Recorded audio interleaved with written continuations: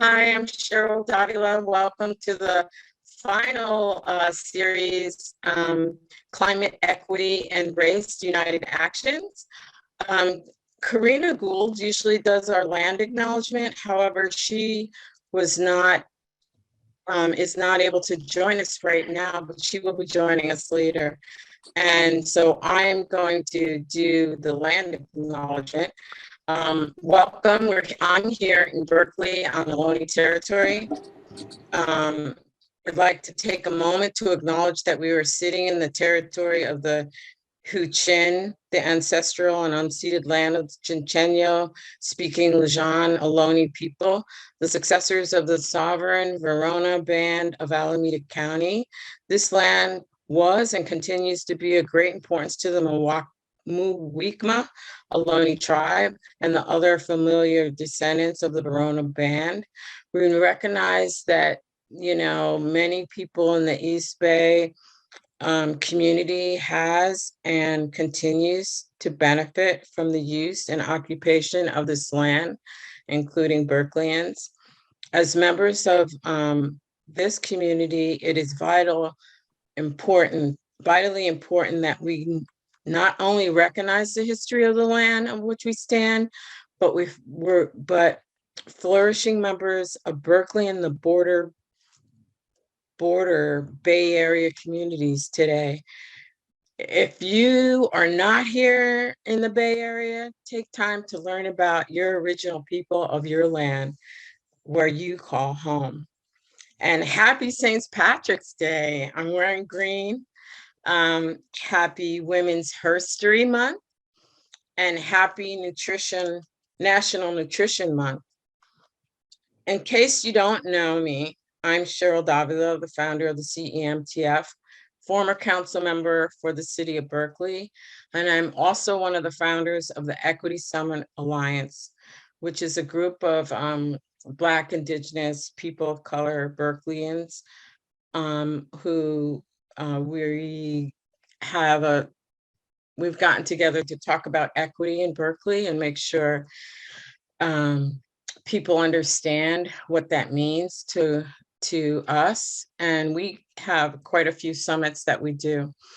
And you'll hear about that in the future too.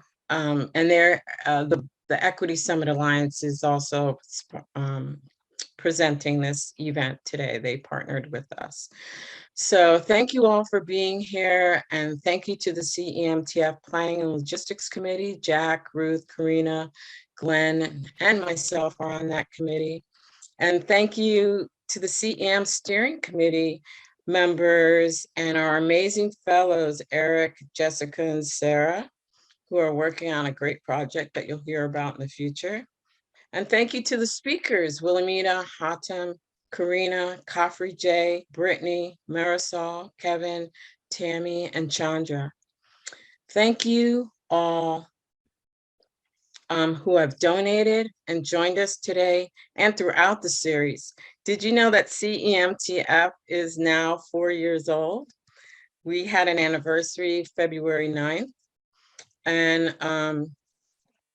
we're happy about that. We'll be celebrating that in the future. And when this year started, I said, and continue to say, 2022 was revealing and 2023 is for healing. We can't heal unless we understand what has occurred in our past and the path that led us here today in order to deal with our present and future. COVID brought out the disparities to the forefront. No denying how greed, racism, inequity, and race has played an integral part in our lives. Wednesday at the CEMTF General Meeting, we kicked off a climate equity and race united actions. So thank you all who attended. And one of the topics we talked about was racism as a public health crisis. We had a meaningful discussion, and we look forward to hearing what everyone has to say today. Climate equity and race united actions, because we're in a climate crisis, equity has never been part of the equation. problem or solution. And race matters when you talk about marginalized communities who are targeted for environmental, institutional, systemic, structural, and all the other different forms of racism and all the other isms and phobias that these communities, often BIPOC, suffer from. All these disparities, including corporate greed impacts from refineries and industries that pollute our air and water. And we suffer from food insecurity and inequality from the food deserts. So these communities, regardless of their income or circumstances, deal with the trauma of the racism, often in school, your workplace, and the communities now and before. Now, no more than, sorry, in their work, in their communities, now more than ever, with the gentrification in our neighborhoods. So we are here to discover and enact solutions. Today is action-packed, literally and otherwise. So sit back, get your coffee, your water, your snacks, and enjoy this morning's amazing speakers. First up, we're going to have Wilhelmina Wilson, who is the Executive Director of Healthy Black Families. Wilhelmina, Healthy Black Families is a nonprofit organization based in Berkeley that organizes individuals, families that serve, and organizations that serve them into collaborative communities empowered with skills to advance social equity and justice, with a focus on Black people, families, and communities. She is a descendant of the African diaspora, and she is an amazing woman, and I'm honored to have her here today. So thank you, Wilhelmina, and I'll hand it off to you. Thank you, Cheryl. And kudos to you and all of those who help you organize these events in the community. This is such an important conversation, and I'm honored to be here to share my family's story. Welcome, everyone. Greetings and happy St. Patrick's Day. I'm just going to pull up my deck and share my slides. Well, greetings to everyone. I'm happy to be here at the Climate Equity and Race Action Summit, and I'm honored to share a little bit about myself and my family's story, which I think is key as we talk about a foundation of what equity, climate, and race action looks like. I thought I would start with some definitions. If you throw these words into a large room, there are probably as many definitions as are people in the room. So to ground us, I would just offer these definitions in the context that I will speak about them. As far as climate, I'm talking about a prevailing set of conditions or a set of attitudes in human affairs, prevailing attitudes and standards or environmental conditions of a group, period, or place, and the mood, atmosphere, spirit of tone, or temper of the environment. When I talk about equity, I love this picture because it gives context to the word. Everyone starts out in a different place. And so as equity, we're talking about the policy or practices of accounting for differences in each individual's starting point when pursuing a goal or achievement. So equality is not equity. And then I put some synonyms and antonyms down there that kind of give us a grounding. Equity is evening the playing field. And we look at that final iteration of the picture, and what Healthy Black Families is always discussing is liberation, which means removing the barriers altogether. I also really like this definition of equity shared by our beloved Angela Blackwell Glover from PolicyLink. Just and fair inclusion. An equitable society is one in which all participate and prosper. The goal of equity must be to create conditions that allow all to reach their full potential In short, equity creates a path from hope to change. As we talk about race, I think it's important to understand the context of race that we're operating here in the United States is based and evolved out of an empirical institution of slavery. And it has been used mostly by European colonizers, imperialists, to create a social hierarchy that has served to justify racial bias in our nation. And that's quite different from, race as ethnicity and culture. We're really talking about here inequity that was racism has been used as a foundation for. So that's a perfect segue into my family story. I'm a California girl. I grew up here in the Bay Area. I was educated in El Cerrito. My family started on Her Street in Berkeley. And about at 1 year old, my family moved to El Cerrito. And so this is myself and my 2 California-born children. I come from a family of 5. I'm the youngest of this family of 5. And all of us, my parents were part of the Great Migration, the Honorable Judge Charles E. and Lucy Wilson. My mother's from North Carolina, Virginia, and my father's from Virginia. My father went to World War II after graduating from college with having limited opportunities and came back and graduated from Columbia Law School. My mother also went there as a librarian, and then they came from New York to California in the Great Migration in the late 40s, mid 50s. That was about as much as I knew of my family heritage as I grew up. I grew up in West Contra Costa County schools.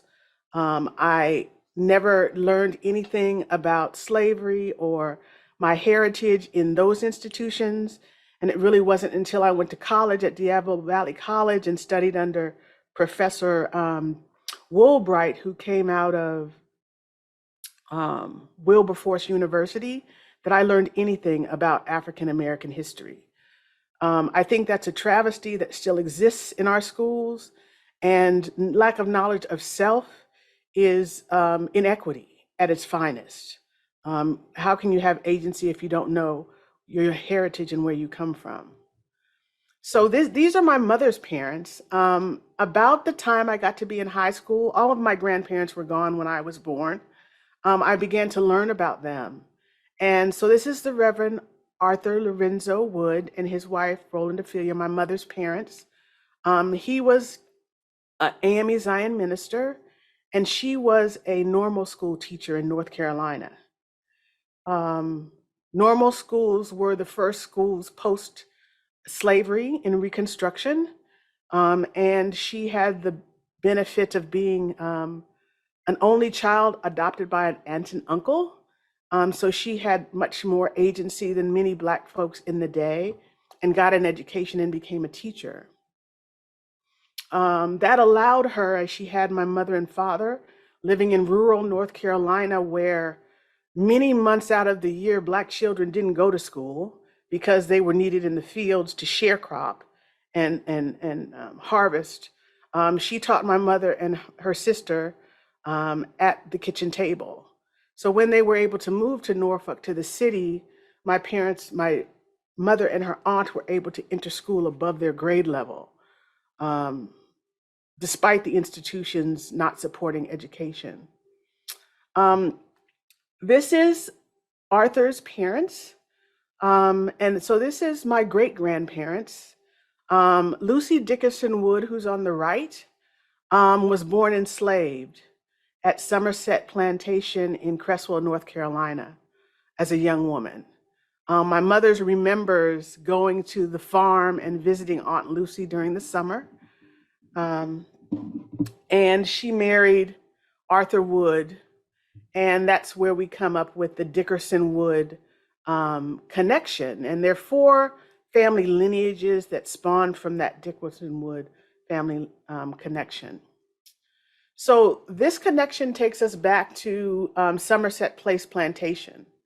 And this is a historical record from that plantation, and I'll just read the first paragraph. On June 10th, 1786, a ship carrying a cargo of 80 men and women and children purchased in West Africa a few months earlier docked in Edenton, North Carolina. The final destination was the swampy, undeveloped, and jungle-like acreage known as Somerset Place Plantation. Before slavery ended in 1865, the land would be transformed into one of North Carolina's wealthiest plantations with a cumulatively more than 800 enslaved people labor. The native Africans were purchased specifically to unearth century-old trees, dig a 6-mile-long drainage and transportation canal, and turn swamplands into cultivated fields. Rice and corn were the first crops that they planted. They were also acquired for their expertise in cultivating rice, the plantation's first commercial crop. Among the Africans were Kofi and his future life mate, 11-year-old Sally. At 14, Sally gave birth to a daughter named Hannah. She was the first transplanted African born in the family, the first African in a proud lineage now documented through 9 generations. So Sally and Kofi are my ancestors, my original ancestors from Africa. So I'll go back one slide, and we're looking at 1786 here, when that ship carrying my ancestors arrived from West Africa. This couple in 1901 was able to leave the plantation. They went about 17 miles. They saved enough money, went about 17 miles down the road and bought 20 acres of property, January 1st, 1901. They purchased that property with $100 that it took them years to save. That's 5 generations of my ancestors that were enslaved on this property. And after 5 generations, it took them years to save $100 to buy 20 acres worth of land. Just sit with that for a moment. When you talk about extraction from people of color, that speaks volumes. This just says more about our family lineage. And this is where we lie. There's Lucy Dickerson, my mother's sister, Margaret Arthuretta Wood. She was born in 1916. My mother born in 1918, and all of my siblings. So in 2019, all of the ancestors, the elders in our family lineage passed away. And we decided to go back for a family reunion in 2019. And here's the little crest we developed for our family reunion, honoring the legacy of the ancestors and restoring family connections. We had a 3-day, really 4-day, it was a short 4th day, plan of activities, but the 3rd day we held at Somerset Plantation. And we partnered with an organization called the Slave Dwelling Project. The Slave Dwelling Project is a nonprofit founded in South Carolina that whose mission is to rebuild the slave quarters on these plantations. When you travel and do tours at these plantations, very seldom, they've been a bit romanticized. You'll see the big house and, all of the, kind of Rhett Butler and Scarlet kind of folklore, but you don't see any remnants of the enslaved people. So his mission is to restore those slave quarters so that the legacy, and also to tell the story of enslavement from those who were enslaved and their descendants' point of view. So this is Somerset Place. There's this big sign at the gate. They have a visitor center. The plantation has now become a North Carolina regional park. So there's a park ranger there who curates the plantation and they do tours. This is the Collins family's big house. 2-story dwelling, fabulously furnished. To the side of it, there was a 6-mile road and the 6 Mile Canal that my ancestors dug out as they came. Of the 80 who arrived at Somerset in 1786, 10 years later, there were only 21 left. That speaks to the grueling nature of the work that they had to execute as they came into slavery, became enslaved at this plantation. Alternatively, this is a picture of the slave quarters. And they're one-room cabins, sparsely furnished. And if you'll notice outside, there are cooking implements. Much of the cooking took place in the yard. And there were plots behind them where slaves were responsible for growing food to feed themselves. The Slave Dwelling Project during the reunion put together Broadway quality depiction of life as enslaved people. They had personal testimonies, and here's Dontavius Williams. He told the story of a young boy who at 7 answered his master's call and said, "Boy, go jump and show how high you can jump." And he was so excited, and he ran and he jumped. And after he jumped and was so proud of himself, he came back, and the man his master was talking to said, "That looks great. I'll give you $300 for him." And his heart sank to the ground, and his mother began to wail. And that was the last day he saw his mom. There was also many other stories. Jerome Bias made food for us, cooking over open fire, quite like traditional enslaved people would have. And then we did an overnight stay and were able to sleep in the cabins where my ancestors resided. And that was after a fireside chat where we talked with tour guides and park rangers about the reality of our experience.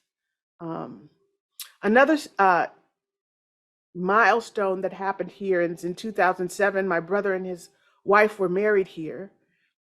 And as part of that celebration, we invited all of the ancestors who had descended from this plantation. And we also invited the slave owners' family, and they came. Their first impetus was, "Oh, you don't want us there." And we said, "Well, of course we do, because if it wasn't for you, we wouldn't be here." So they came, and it was quite a festive celebration. And in today's reality, they live up in Seattle, and they're trust fund babies. Needless to say, that's not the reality for me and my ancestors. These are some pictures of our family at the family reunion. The woman on the left side is Cousin Essie McCullough from New York. She's legally blind, and she traveled there by herself. It was so important for her to be there. The woman who's greeting her is the director of North Carolina parks at the state level, and she welcomed her with flowers. She's also the descendants of enslaved people and talked about what a powerful legacy it is to now be curating those spaces for other African Americans to come and learn their history and their legacy. We've since lost Aunt Essie. She's transitioned, so she's an angel now. And this is my family standing in front of the property that my ancestors bought in North Carolina. There are about 35 of us. Another story I'd like to share is I planned this family reunion, and my son is standing over there on the end, and he was very perplexed the whole time I was planning the family reunion. He was like, "Mom, why in the world would you want to go back to a plantation where your ancestors were tortured and enslaved?" And I said, "Well, it's our history. It's our connection to our roots."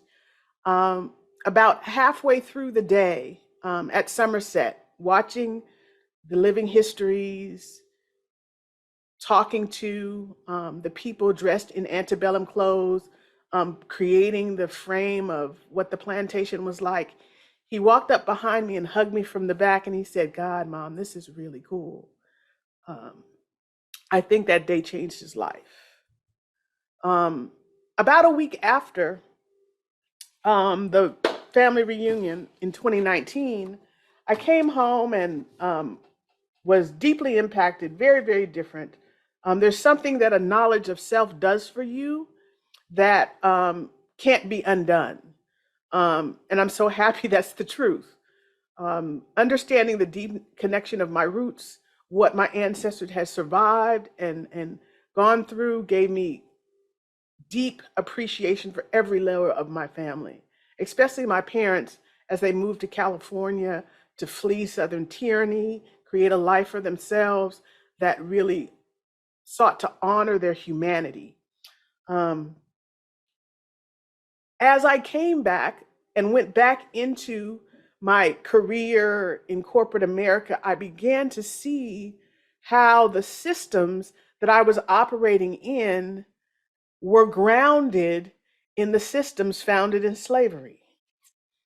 One of the things that poignantly stood out for me was that when America started mortgaging, property, and the gap is huge now. We see it in Berkeley, gentrification, the displacement, the mass displacement of Black folks from Berkeley. That began many, many, many, many decades ago in the extraction of wealth from Black communities through enslavement. And so much so that when America cut its teeth on mortgaging, they weren't mortgaging single family homes and duplexes and commercial buildings. They were mortgaging people. And those people were my family. So those are the types of realities that we have to reckon with as we go into equity conversations that we're having today, because those are the building blocks that we're standing on top of that create that fence of inequity that we're trying to mitigate and arbitrate and dismantle and restructure. So the week after I came back and the 1619 project hit the press in the New York Times, it was launched in August 2019, about a week after I came back, and it was on the 400th anniversary of when the first enslaved Africans in the British colony of Virginia arrived in 1619. It was a 100-page issue, and I've included the links to this on the last page of this presentation for anybody who would like to look at it, that really looked at the systems in our society as they exist that were shaped, formed, and structured in slavery. Things like some of the chapters are, our democratic founding ideals were false when they were written. Black Americans have fought to make them true. American capitalism is brutal. You can trace that to the plantation. How false beliefs in physical racial difference still live in medicine today. Why the reactionary politics of 2019 owe their politics to the politics of slavery. Why is everyone always stealing Black music? How segregation created traffic jams. That talks about the way highways were constructed through our cities to disenfranchise Black communities. Why doesn't America have universal health care? One word, race. Why American prisons owe their cruelty to slavery. The barbaric history of sugar in America, and how America's vast racial wealth gap grew.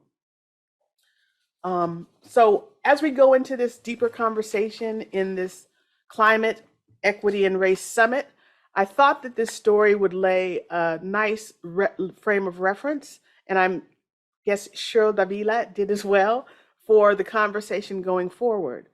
As we seek equity, we have to understand these historical realities. And I encourage each of you, whether you do or don't know your history, to investigate, There's nothing like deep self-knowing to understand the relativity of that to the current situation.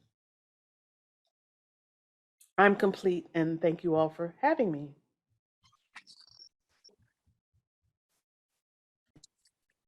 Oh, I'm so sorry. I just got a call I had to answer, but thank you so much, Wilhelmina. That was just amazing. Wait, my camera's not on. Sorry. That was amazing. Really amazing. Thank you for allowing me to see your smile, Cheryl. That's everything. Oh man, that was just great. I'm so blessed to have you here today. Thank you so much. And I'm going to move on to the next speaker, Dr. Hatem Bazian. You know, yeah, wow. This man is just amazing, super brilliant. He's known as an organic intellectual, a term used for scholars who directly connect their work and their scholarship to people and not confined to academia, constructed walls of separation. He's a professor in the departments of Near Eastern and Ethnic Studies, an advisor to the Religion, Politics, and Globalization Center at the University of California, Berkeley, and assistant professor at Zaytuna College. It's my pleasure and honor to have you here today as well. I'll never forget how you introduced me at UC Berkeley the day after that whole incident when I was on the commission. So I'm honored and humbled to have you here today. Thank you. Thank you. I'll hand it off to you now. Thank you. And thank you, Cheryl, for the invitation. And really thank Wilhelmina for setting the ground. It's just an amazing, amazing presentation. And it's really something that we have to constantly both engage and center in all of our conversation. I'm actually teaching this semester a course on deconstructing Islamophobia and otherness. And I do begin with the transatlantic slave trade. Before this transatlantic slave trade, you had the Inquisition in Spain and the expulsion of Muslims and Jews, where the notions or the articulation of race and racial theory that begins to take shape around that time, where we begin to see the emergence of whiteness as a category situated against what is seen or what is shaped as to be the negative, meaning all those who are non-white, non-European. So the concept of Europe as a concept emerges around that period. And in particular, those who did not mix with Muslims and Jews. Most of the Muslims at the time were from North Africa, Sub-Saharan Africa, West Africa, that were in Spain. So that's just a jump into the conversation about the field of Islamophobia and how we actually think about it. Many would think that Islamophobia and anti-Muslim bigotry only emerges as a result of 9/11. It's actually, it's a complete reductionist narrowing of history.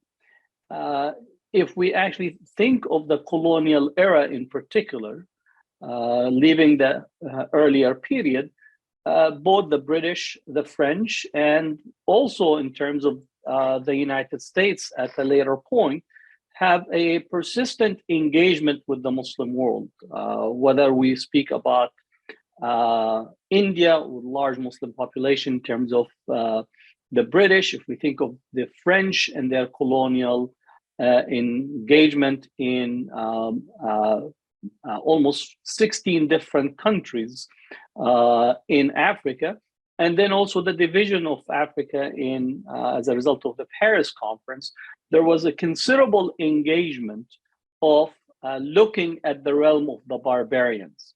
And in this notion, the barbarian was anything outside of Europe was the realm of barbarian. You have to demonize the people, remove their humanity in order to actually carry forth the systematic genocide, the systematic pillaging, the systematic massacres that took place.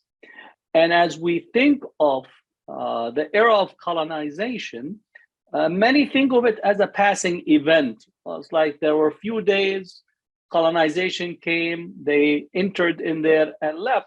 Not to think of it as a 500-year plus project that transformed every element of the world that we live in.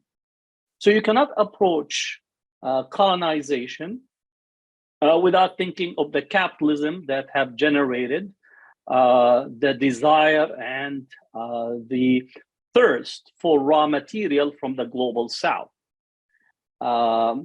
Capitalism that also gave rise to industrialization. Industrialization gave the need for raw material. Raw material does not exist in Europe. And many of us are watching right now the Russia-Ukraine conflict. And we all know that, I just said yesterday in a joking manner, I said all of Europe does not have enough natural gas to have enough to generate one day espresso service across the European continent, meaning that Europe still till today does not have the resources.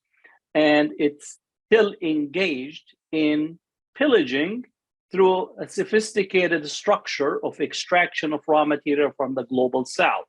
In my class, I focus a little bit on the chocolate industry. And the chocolate industry extracts the cocoa from the cocoa plantations in West Africa. 60% of cocoa plantations and the cocoa paste come from that region, which heavily centered on use of child labor. And the chocolate industry supposedly have struck a deal with the UN in the year 2000. And still till today, 2023, they have not yet ended the use of child labor in the extraction of the cocoa that is sent to most of the countries. So many of us possibly here in the Bay Area would either buy Ghirardelli chocolate or See's candy. And as we know, there is not a single cocoa plant in the US to produce both See's candies and Ghirardelli. And as we give these gifts, much of it still is contingent on child labor. That history is a long history of colonial legacy of extraction, which required the disruption of the global south, their economy, their cooperative economic relations. Research about India, that the British extracted about $45 trillion worth of material from India. When they entered India, India was about 24% of the global GDP. When the British exited India, they reduced India to 3% of the global GDP. So when we think about the history of racial discourse, racism, it has to be directly connected to colonialism and the colonial legacy that rewired the world in the way that we see it. The second part in relations to thinking about, again, Islamophobia in the broader context, and I always pose this question, why did Columbus sail to the west to try to get to India? There were already two well-traveled routes to India and to the east that's been in existence at least 4,000 years prior to Columbus emerging. And one is the Silk Trade route, that goes overland and end up from China and East Asia all the way to Europe. And the second is the sea route that passes through the Mediterranean, Red Sea to the Indian Ocean, and then India and China. The reason is that economic system was already well developed, and many of the participants co-participated in a well integrated classical economic system that included also East and Southern Europe. Now, if we talk about Malta, Italy, and others, it was an attempt to try to disrupt the existing economic world system and completely transform it away from paying and participating in that system. So there was an attempt to bypass, to dominate. And interestingly, as both Columbus arrives to the Western Hemisphere, and I always say that Columbus did not discover America. It's actually the Indians discovered that Columbus was lost. Because Columbus thought that he arrived in India, and the Native American says, no, your GPS was completely wrong. It most likely was produced by a different company. So even how we narrate history is completely wrong, both in terms of this outcome and what happened. The result is it's transformed the global system, and from that we get the genocide of the native population, the commodification of the human beings in terms of the enslavement of, again, a low of 15 million to a high of 50 million. We really don't know the exact numbers that have been commodified from Africa, because you have to take how many people died during the capture, how many died on the coast of Africa before they were loaded on the ships, how many died in the Middle Passage, and how many died as they arrived in here. And then we could begin to have an estimation of this commodification of the human beings that occurs during beginning in the arrival of the Columbus into the New World. The 1619 project is important, and then continues today in a different format relative to the continued abuse of immigrants, refugees that are also likewise commodified. So that's a very important aspect when we think about the longer durée and the longer history that brings this otherization, racialization, and discourses that negates the other. The next item that I will also add to this, to the focus on colonization, is that you cannot speak of colonization without the multiplicity of genocides. The question often in here, and I'm speaking also of introducing Frantz Fanon, because he says violence is atmospheric in relations to the colonies. But I also say, I extended say, racism is atmospheric in the global north. That it's you breathe it in the air. Fanon was talking about the violence that at the time he was writing in relations to the anti-colonial struggle, and how the colonial program actually functions on the use of violence and genocide as a policy instrument, not incidental. Right? We often think of genocide as incidental rather than constitutive. Genocides were constitutive part of the colonial program because it was connected to the economic project or the economic program. You had to disrupt the economies of the global south in order to create an extractive economy, to extract raw material, and then that raw material is sent to the industrial base that was being developed in Birmingham, Liverpool, in the various industrial, the development of industrial factories. So they needed the raw material in order to create a surplus, and that surplus will be sent to the colonial market. And that debate actually was taking place in Europe, that we need the markets, because if the factories are producing surplus beyond the needs of each of these cities, or beyond England, or beyond France, beyond Germany, there has to be a market. Those markets are to be captured by engaging in both economic genocide, political genocide, human genocide, and one of my colleagues, Ramon Graswool, epistemological genocide.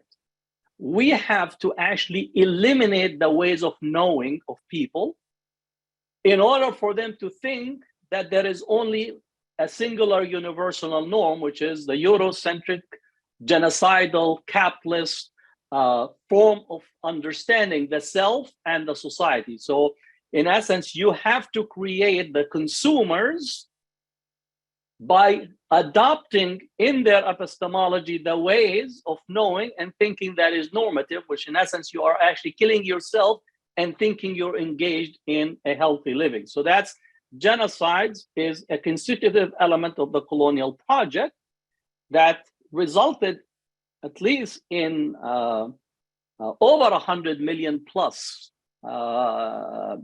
being put to the death.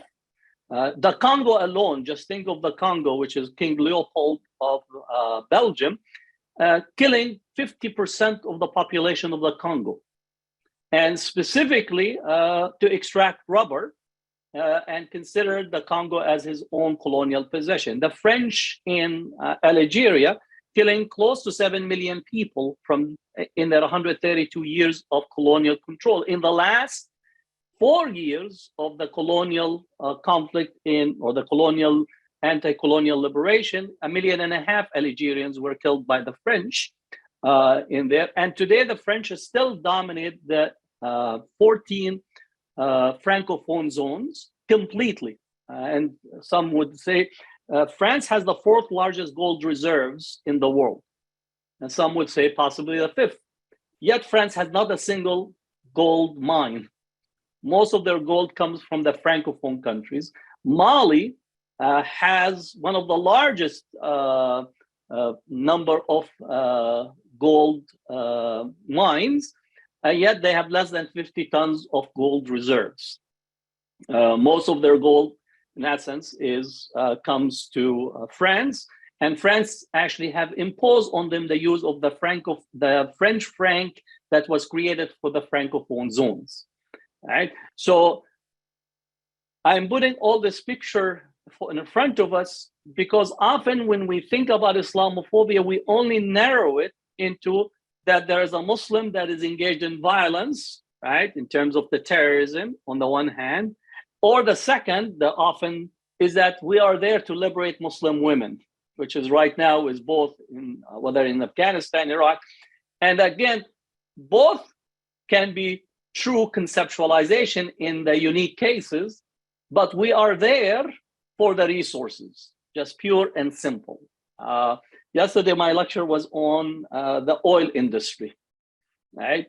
And I asked people about why California in particular is so connected to the oil industry in the Middle East and Saudi Arabia. And now the history of it is Standard Oil of California won the concession to extract oil from Saudi Arabia, Bahrain, and Kuwait in 1933. And from 1933 up to 1988, okay, so almost a 55-year period, Standard Oil of California, which had the concession, was the owner, literally, of the concession for extracting oil. And they named the company in the early 1940s as Aramco, which is the Arabian Oil Company plus. The Arabs had nothing to do with it. The name was just like almost a distraction. So it's only in 1988 that Saudi Arabia bought back Aramco and it became a Saudi Arabian company. Right?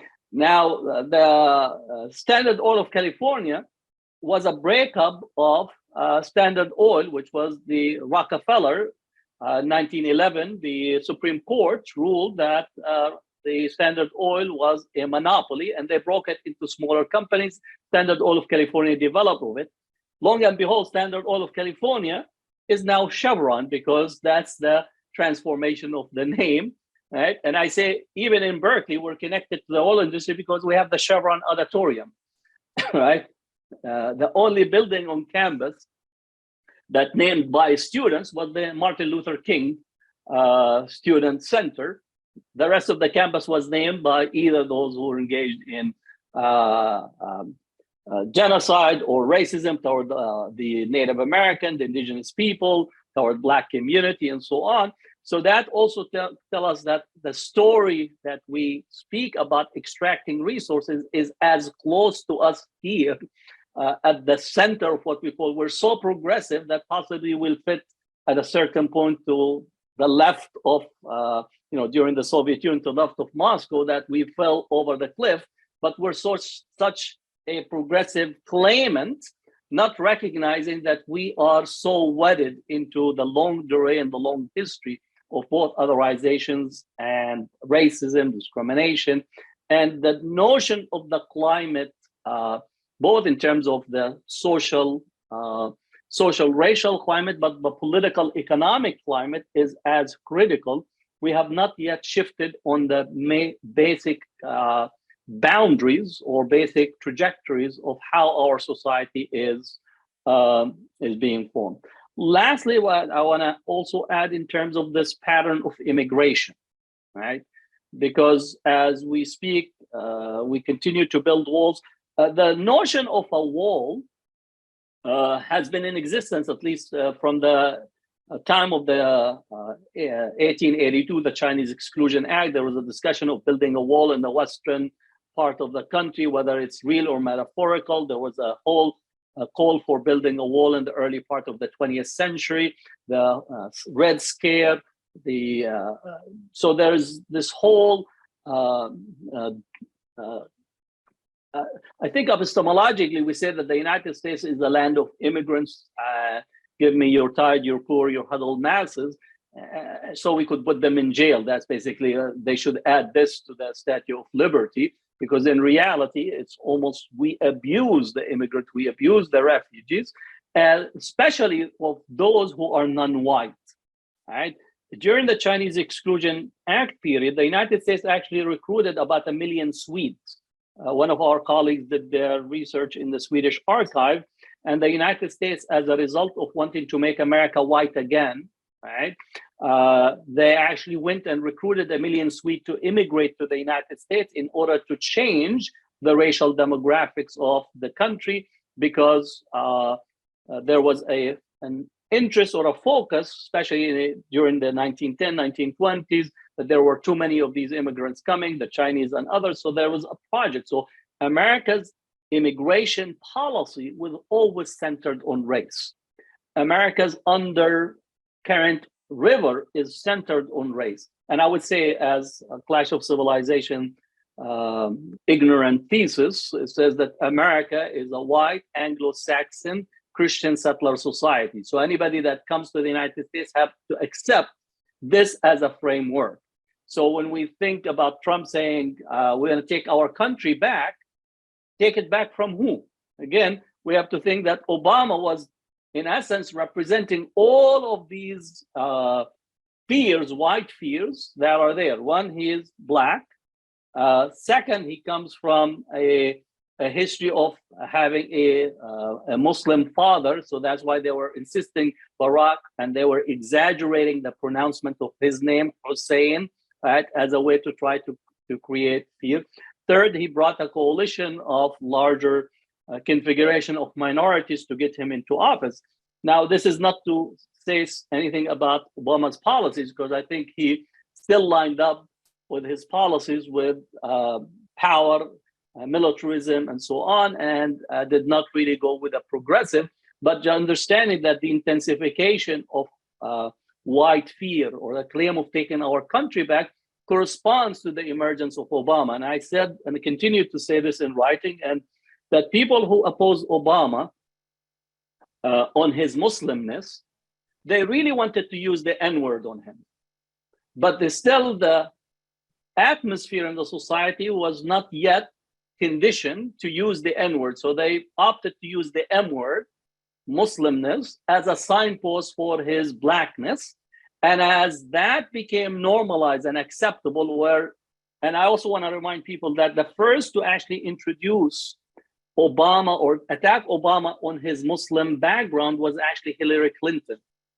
She leaked or put out in the news his dressed in his Kenyan outfit, which I thought it was a beautiful outfit.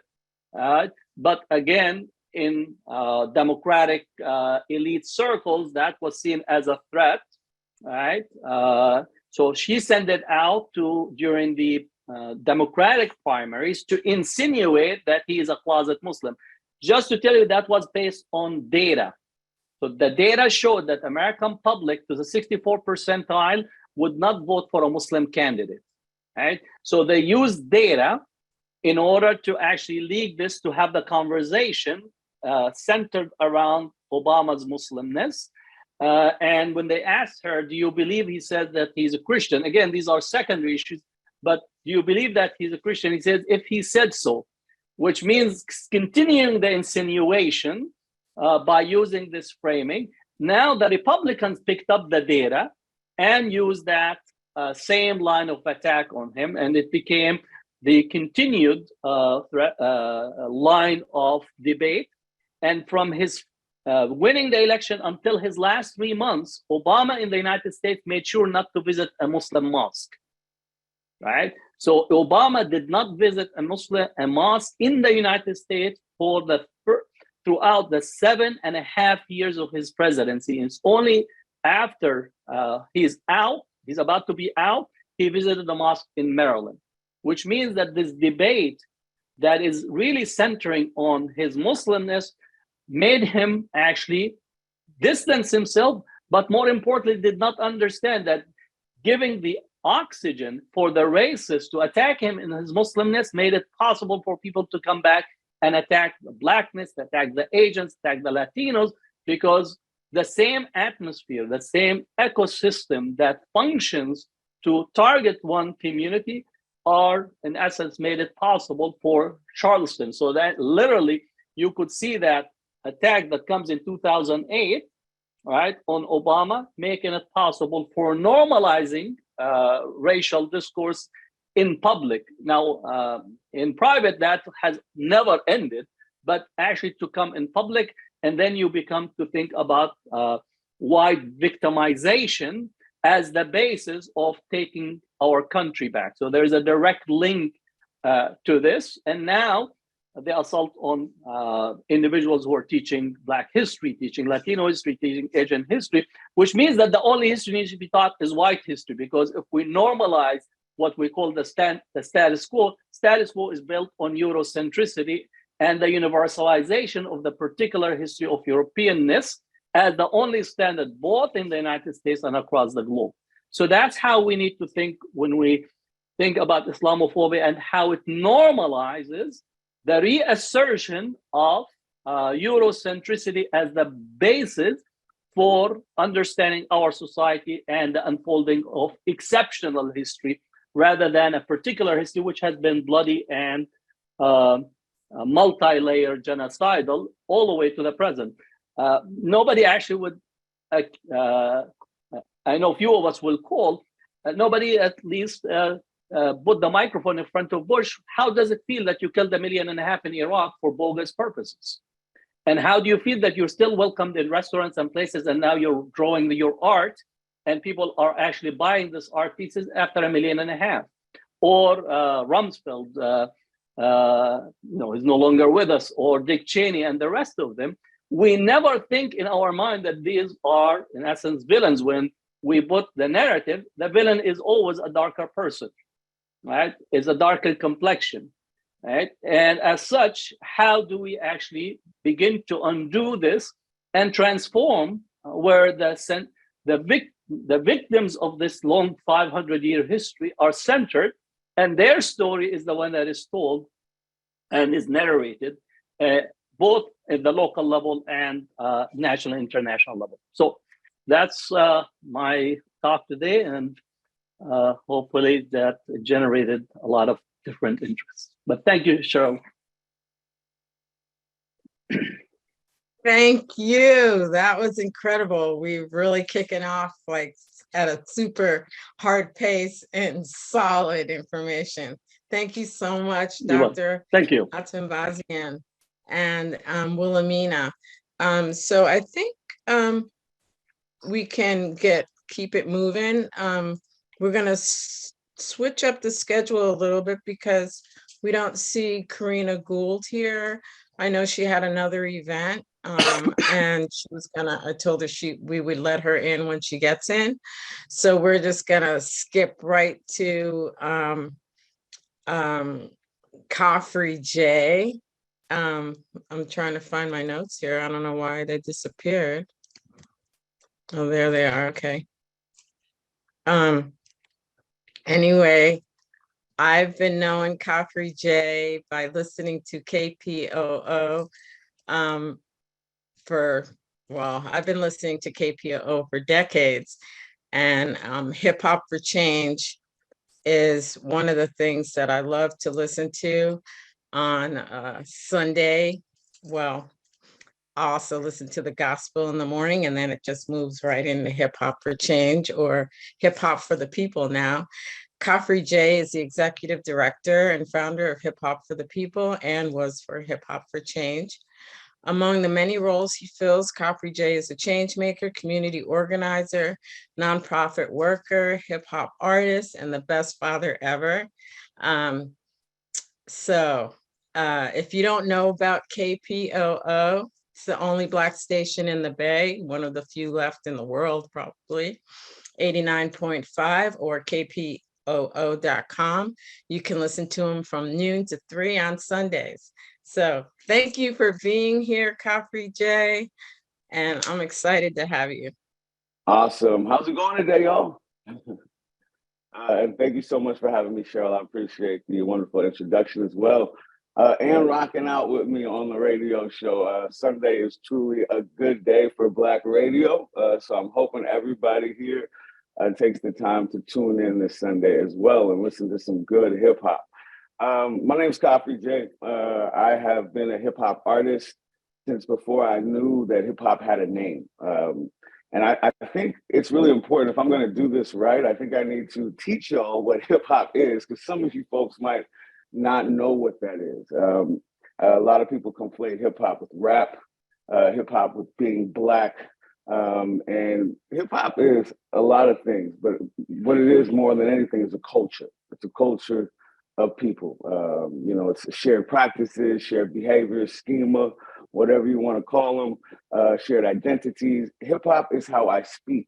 I have a certain dialect that has certain grammar patterns and structures and rules that anybody outside the hip hop community would know you're not from that community if you mess up our grammar structure. And that's pretty consistent. It's a social culture. It's defined by certain practices. And in 1970, I think 6 or so, the Zulu Nation came up with the 4 elements of hip hop, being breakdance, graffiti art, DJing, and MCing. Also, the 5th element being knowledge. That has been expanded to many different elements that include hip hop fashion. People look hip hop. I don't think I can take hip hop off of me. I think anybody would know that. And I know people know I'm hip hop because most people grab their babies when they pass me. And we'll talk about that a little later on as well.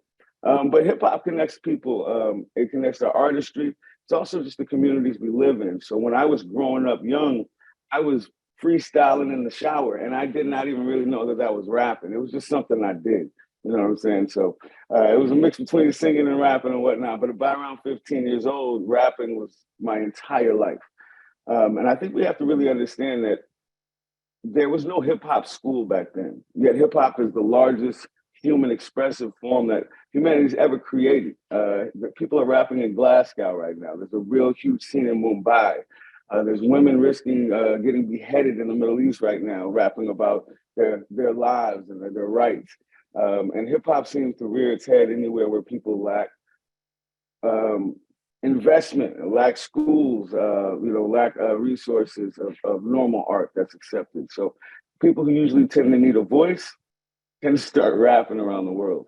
Anyway, hip hop being a culture means a big community of people. And if we look at the environmental movement, and I know a lot of this now, but I don't think I had the words for this when I was growing up next to the Hunters Point Navy shipyard with the radiation and all the pollution. I didn't understand why the coal plant in San Francisco was right by my neighborhood, or why they put the sewage treatment plant all the way on the east side of the city when they need to send the poo all the way out to the shore, to the ocean on the west side. I didn't really have the vocabulary for that. I didn't know why it was such a stark transition from Hunters Point. You know, you cross San Bruno Street, and now people are looking at me different, grabbing their babies around. I didn't have the words for that, but I knew that I had this angst, and I like to put that into my hip hop music. Um, I think a lot of kids, especially coming from where we're coming from, are growing trying to figure out where this inequity is coming from. And that really is the meaning of staying woke, right?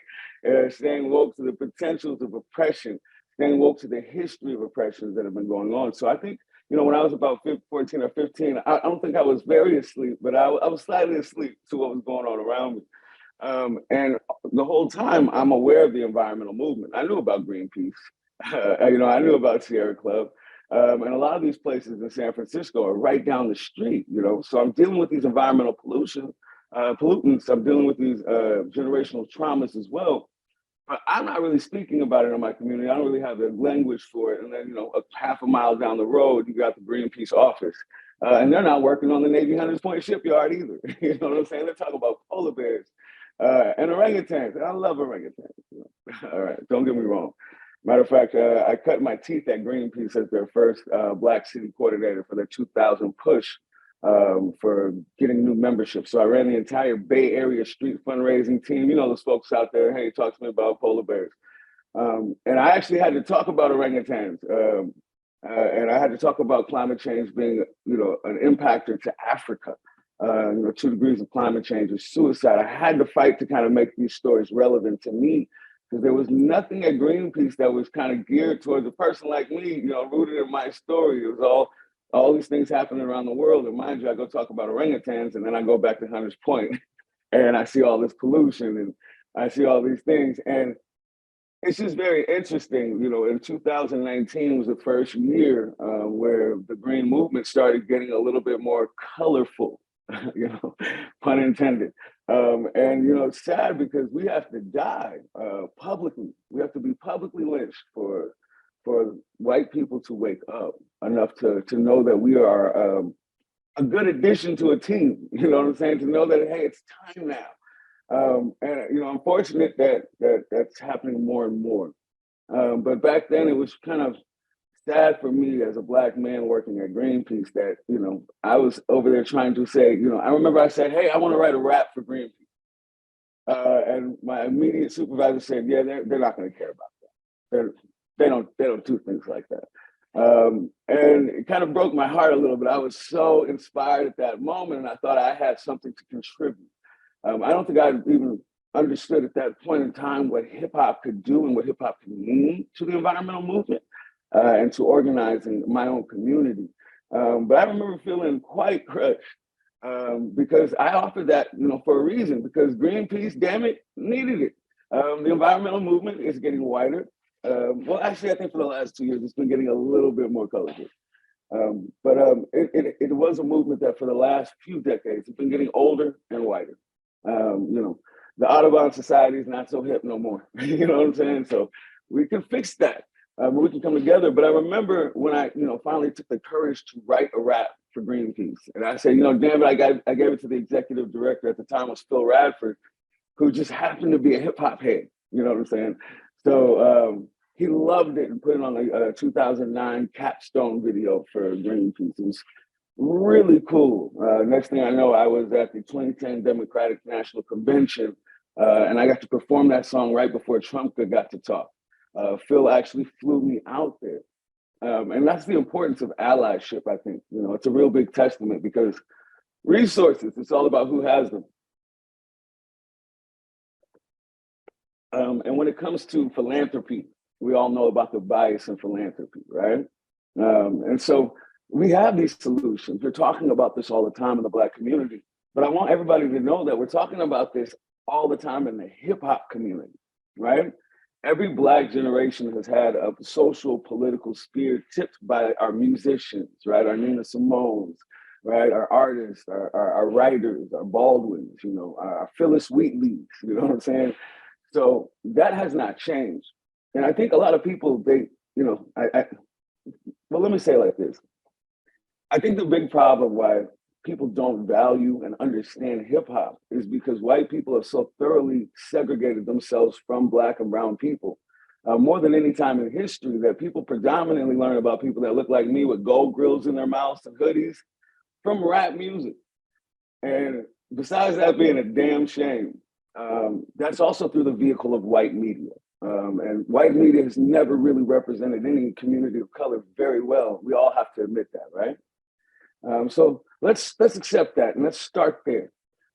Right now, since the '96 Telecommunications Act passed by Bill Clinton, who is not Black because he played the saxophone, all right? Yeah, that allowed for the corporate consolidation of media. Right now, we have 3 corporations that own about 90% of the means of producing rap music.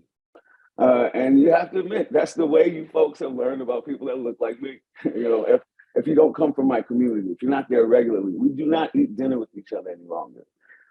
Hence, people grabbing their babies when they pass me. Because most people in America, in the liberal streets of Berkeley on 4th and Hearst, where I go do my grassroots activism and fundraising, you know, when I'm walking down the street at night and I have to whistle opera so I don't scare this white lady, you know what I'm saying? It's a heavy burden to bear to look hip hop, to have people calling the police on me because I look like this.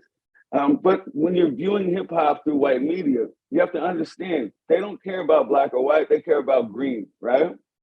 And Black people don't have that. So who's buying all this violent, tropish hip hop? It's actually 70% suburban white men between 18 and 24, right? They don't want to see Black women rapping about their lives mattering, right? So we don't have Black women rapping about their lives mattering on MTV and VH1. And then we get the blame for that. So in my community, when I'm rapping in this community, you know, open mics and whatnot, we have people rapping about climate change. We have people rapping about trans rights. We have people rapping about ending rape culture. We have women grabbing the microphone like, you know, they're skilled MCs that are accepted widely. And if you disrespect them on stage, there'll be a bunch of dudes to tell you you're wrong. You know what I'm saying? This is the culture of hip hop. It's very egalitarian, it's a very loving culture. And the principal tenets of hip hop are peace, love, unity, and having fun. But you would not know that listening to the music that is dictated by the desires of suburban white college age men. You just wouldn't know that. They tend to celebrate death. And I want y'all to know truly, and I want you to know deeply that this is disenfranchising about 85% of our culture leaders, our culture bearers, our, you know, the narratives that our kids need. And this is our culture. So our kids need our culture, but it's not accessible due to the money and dollars coming from suburban white men predominantly. And we're being blamed for it. So it's kind of like a double-edged sword. So I understand that folks have not seen these open mics and understood that you have graffiti artists that are painting beautiful murals about water in Oakland. You know what I'm saying? Just graffiti mural at the sides of a building about just the scarcity of water. And it's the most beautiful thing you've ever seen. A lot of folks don't understand that you have artists like Ryan Nicole right now, who's going out with Baykeeper, you know, and going out on the boats in the estuary and learning about pollution and then writing rap songs about, you know, what's going on in the water. And kids are listening to this stuff. We rap about these things. We know about these things. We're aware and we're speaking about it. But I think the biggest problem, again, is that white people have so thoroughly segregated themselves from us that we just don't have dinner together. So they don't know that we're rapping our butts off about climate change.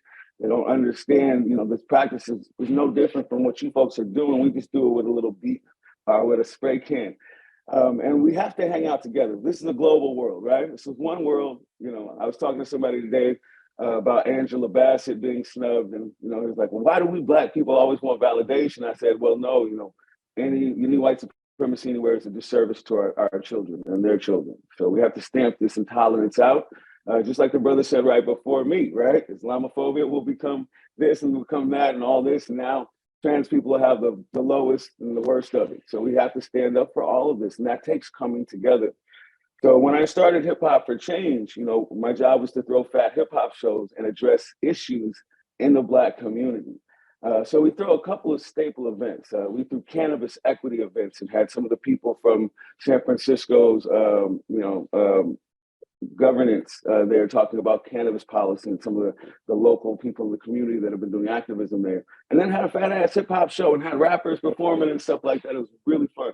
And these shows are free and they're paid for by mostly white organizations that have money because of You know, back then, white people have lots of money. When we did our Women's Empowerment Summit, we always do Women's Empowerment Summit because of the dollars of suburban white males, our women artists aren't very heavily invested in unless they're talking about their booties. So, you know, that means that, yeah, our kids need more than guns and butt cheeks is what I always say. So we have to make sure we provide these platforms. We can't just say, man, hip hop is bad. You don't get to say my culture is bad unless you're going out and buying a rap CD by some woman artist from Oakland. Or else be quiet. It's not fair. You know what I'm saying? We're over here fighting the good fight. So if you want to help, go invest in these narratives, go invest in these artists that are struggling. Because during Black Lives Matter, you know, people were donating to, you know, ACLU, NAACP. God bless those organizations, but all these Black arts orgs were going belly up left and right in Oakland, right? We lost Zoo Labs, you know, we lost all these other organizations. My org almost went belly up. And this is why we really need people to be more intentional about things and to really understand, to really be intentional about going to different cultures. Because I'm not Greek, I go to opera every once in a while, right? I think I can get something from that. So we get parity when you folks want to come to a hip hop show and you understand that you could get something from that. And that's why I started Hip Hop for Change, so we can have an environmental equity summit. Our tagline was adding color to the green movement. And I laugh at that every single time. And I will. And, you know, it's very interesting because, you know, I'm sitting here rapping about climate change, rapping with other groups like Earth Amplified. I'm working with organizations like the Hip Hop Caucus in DC that, you know, Reverend Yearwood's doing, you know, climate change work and is really trying to do policy and advocacy work. You got Youth versus the Apocalypse here in the Bay Area. They're marching up the street, knocking hip hop songs, going getting hyphy in the middle of the streets, like, hey. And that energy right there is something that is infected. And Lord, if we don't need that in the climate movement right now, this cannot be something that gets stuffier and stuffier and older and more niche, we can't age this out. And more importantly, I think the youth are taking this over right now. They have more language for everything, and they are injecting hip hop into every facet of their activism. So with the Environmental Equity Summit, we're going to have this year again. It'll be the 7th year in a row. That platform is something that's quite beautiful. It's getting organizations like 350.org, Sierra Club, Surfrider Foundation. Shout out to Surfrider Foundation. They're amazing. And a lot of other organizations to put up money to provide this platform for people of color to speak. Last year, we had that at the Presidio Memorial Lawn. It was the biggest thing I've ever done. It was a $150,000 budget. We had one of the largest rap artists, D-Smoke. He actually won Netflix rap contest over there. They had a cool show. All the young kids love this man. He is a prolific educator, bilingual rapper from Compton who plays concert level piano and raps and everything. He's amazing. And he's talking about climate change sometimes, you know what I'm saying? He's talking about education. And people like us, people on this call need to be booking people like him. It just has to happen. But we don't know unless we come together. And that's what it's all about. Because these young people, they don't have the resources. They don't have the resources to do anything but march up the street screaming and playing a radio. But a lot of orgs like 350, they don't even know what to do to get brown folks to come to their events, right? You know, 350 actually called me. I had a meeting, and I'm gonna bust dude out. He was like, "How do you get black people to come?" And I told him, "There's no store anymore for us, so you got to kind of want to make us come, right?" And everybody should know that. I mean, I think we're hyper aware in this activist spaces that we need to have a safe environment for, you know, for minority groups. But I often think that we hesitate to look at hip hop as a protected culture. You know, we should be a protected culture. More than half of the people who walk past me with kids grab their babies when they pass me, because suburban white dudes want to be N-words or whatever they think that is. They want to be thugs. I don't know what's going on. And that stuff hurts. It hurts that I have organizations like 350.org. They have so much money. They're like, how do we get black people? And we're over here rocking with no money, trying to scream for high heaven. You know what I'm saying? Please listen to us. Please listen to us. And Greenpeace and other orgs are talking about polar bears. Until we center voices of color, right? I think that whiteness does this really unique thing in philanthropy. They create these safe spaces where they get to talk about stuff a world away and make a lot of money. You know what I'm saying? It's a lot of money. And then maybe put $20,000 in a really microaggressive DEI class that I got put through, where some white ladies telling me to get mad at somebody who was racist at me before. I don't know. That's some trauma I just brought up. But, I think that we can use our DEI money a lot better. I think we could use that, finding a hip hop organization, because that's really who talks to the young people. They're doing it anyway, right? It's the biggest organizing force in the world. So when we see hip hop as a culture that is strong, isn't going anywhere, and actually brings together almost more different types of people than any other human culture has ever done in the past, in the entire 4.5 billion years of this planet's history, then we could really see that we'd be stupid not to use it. You know what I'm saying? So the next time you're going to do an action, you should be thinking, how do we get young people to feel comfortable here? You know what I'm saying? It's not spitting facts at them. They already know the world is effed over. It's like we're going to hell in a handbasket. We all get this. How are we going to organize people, right?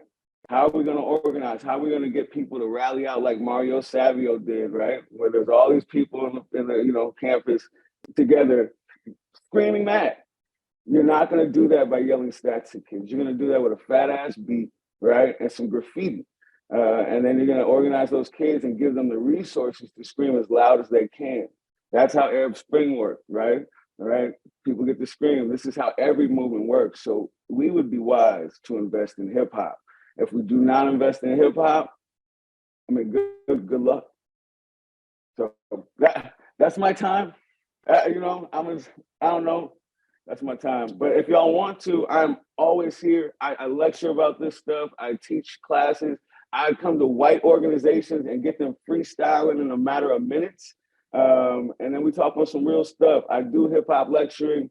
And if anybody's looking for help organizing and getting some hip hop activism, holla at me. I'm a phone call away. All right. Thank you. Thank you, Capri J. Whoops, I'm X. Yeah, y'all need anything else from me? I think we're good. I Right. have two devices on, so my voice was echoing. So anyway, yeah, thank you so much, Capri J. And remember to listen to Hip Hop for Change Sundays, 12 to 3, 89.5 KPOO.com. You will be happy you did. And there's gospel from 6 a.m. to noon too on Sunday. So anyway, thank you.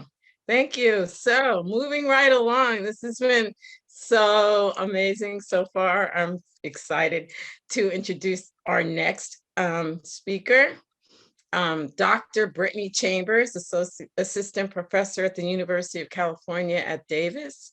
She is in the Department of Human Ecology at UC Davis, and Dr. Chambers has a PhD in Community Health Education from the University of North Carolina at Greensboro. Her scholarly work focuses on advancing reproductive and birth equity in Black maternal health through community-partnered approach. Thank you for being here, Brittany. And Brittany is just like a member of an amazing family, the Chambers family. Her mom, her dad, her sisters are and brother are incredible. I know her from being on the advisory board for the Interfaith Council of Alameda County. And they're just an incredible, beautiful family that does so much for our community. So thank you, Brittany, and thank you for being here. And congratulations, she just got married recently. Thank you so much. I'm so excited to be here. Okay, so I am, as mentioned, I'm an Oakland native, so I want to put that in there. Oakland native. I do a lot of work around Black maternal health. And today I'm really just going to talk about these intersecting pandemics. I feel like the speakers before me have done a really excellent job at kind of setting the stage. And I feel like what I'm sharing today is directly related to things that they have been sharing. And I am going to be centered in the experiences of Black women researchers, as well as people who partner with us in this work. And so this study that I'll be sharing from today, I'll be able to drop the link to the article, which was just recently published this month. But the objectives were to understand how police killings of Black people during the COVID-19 pandemic impacted Black and birthing people's lives, and then to explore encounters of racism during perinatal care experienced by Black women and birthing people during the COVID-19 pandemic. And just to give some background, so I absolutely love definitions. This is the definition of racism from Dr. Tian Parker Dominguez, a Black woman scholar at USC. And she defines racism as a system of domination and oppression based on physical characteristics such as skin color and a racial group affiliation rooted historically in ideological beliefs about the innate superiority and inferiority of certain groups, whereby one racial group, which within most contexts happens to be white and white supremacy, derives benefits and privileges from the systematic and pervasive subjugation of other groups. And I feel like, you know, talks that we've seen today, I think we all have an understanding that racism really impacts all of us, right? And based upon our positionality, that we either get, you know, privileges or disadvantages based on our racial group affiliations. And it is a system. And so I feel like a lot of people, when I do these talks,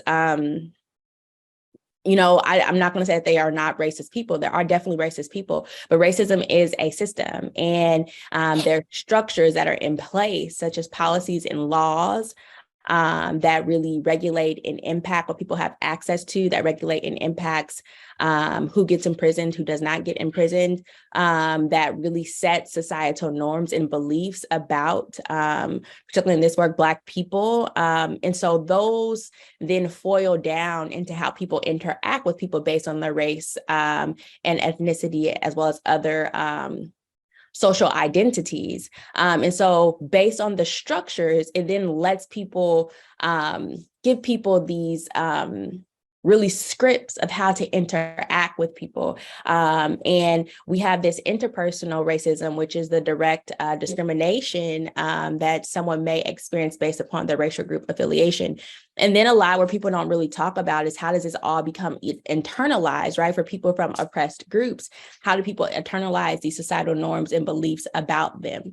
And so all of these things have to operate collectively in order for a system such as racism to exist. So as I mentioned, my work does a lot around centering in you know, Black women in this discussion. And I'll talk a little bit about my work today, but I really take a racial equity lens with trying to understand disparities and inequities we see in maternal and infant health outcomes. And just because I'm an Oakland native, I did a qualitative study with both Black women in Oakland and Fresno. I'll be sharing more data from Fresno today. But this research article, which I also share, we went and talked with Black women across reproductive lifespan to really understand how are they defining racism, right? Not how we as researchers are defining it or measuring it, but how are people experiencing it? How are they defining it? And this is one of my favorite quotes, definitions from one of the groups. And when I think about racism and this work, I'm just like, wow, like we should always bring in these definitions because they're so powerful. And they define structural racism as a silent opportunity killer that regulates access to resources, better education, and safe neighborhoods for our particular race. And when I think about it, I'm like, yes, structural racism is this silent opportunity killer. Everyone is not necessarily aware, right, that there's these systems and there's laws and things in place, right? It's really silent. And this is what centering in community and these experiences is like you're able to actually make something that we talk about as researchers, something that's really like relatable and understandable to not just community members, but to policymakers. Like, how can we make sure, that we are highlighting, things that are impacting community? And from this, we were able to develop a conceptual framework that really talked about how racism impacts different structures and systems within Black women's lives. And they talk about, hidden resources. They talk about the healthcare system. They talk about being policed, really trying to get access to social services, so on and so forth. But when we think about structural racism, right, just thinking about actual access to resources, I like to look at a picture like this. And so this is the preterm birth rate across California. And then preterm birth is when someone gives birth to a baby before 37 weeks gestation. And when this happens, there are really severe consequences for the infant.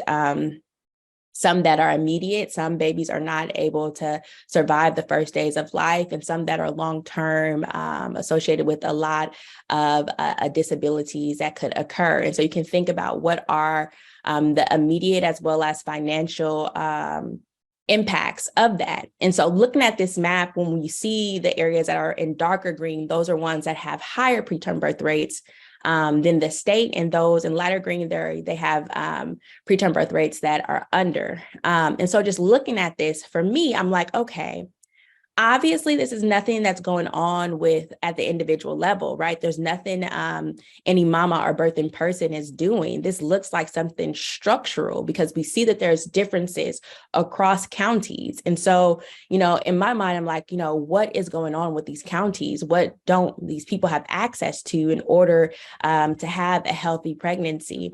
And here highlighting Fresno County, it's one of the counties that has one of the highest preterm birth rates amongst the state. And when we further break it down by racial and ethnic group, we see that Black as well as Indigenous women and birthing people have higher preterm birth rates. And when we think about racism, when we think about isms, we actually got a history lesson today. When we think about the history of the United States, you can kind of really understand why these numbers look this way. So the Fresno community has been doing a lot of work. They have a task force that has been put together to really try to better understand and create a strategic plan to address infant mortality and preterm birth within the Black community, and that they saw an 87% increase in deaths among Black and African-American infants. And this is a really, really large inequity gap that they've been trying to tackle for some time. And, not to mention, this was a pandemic that was happening before the COVID-19 pandemic, right? We have been seeing these trends in birth outcomes for a very, very long time.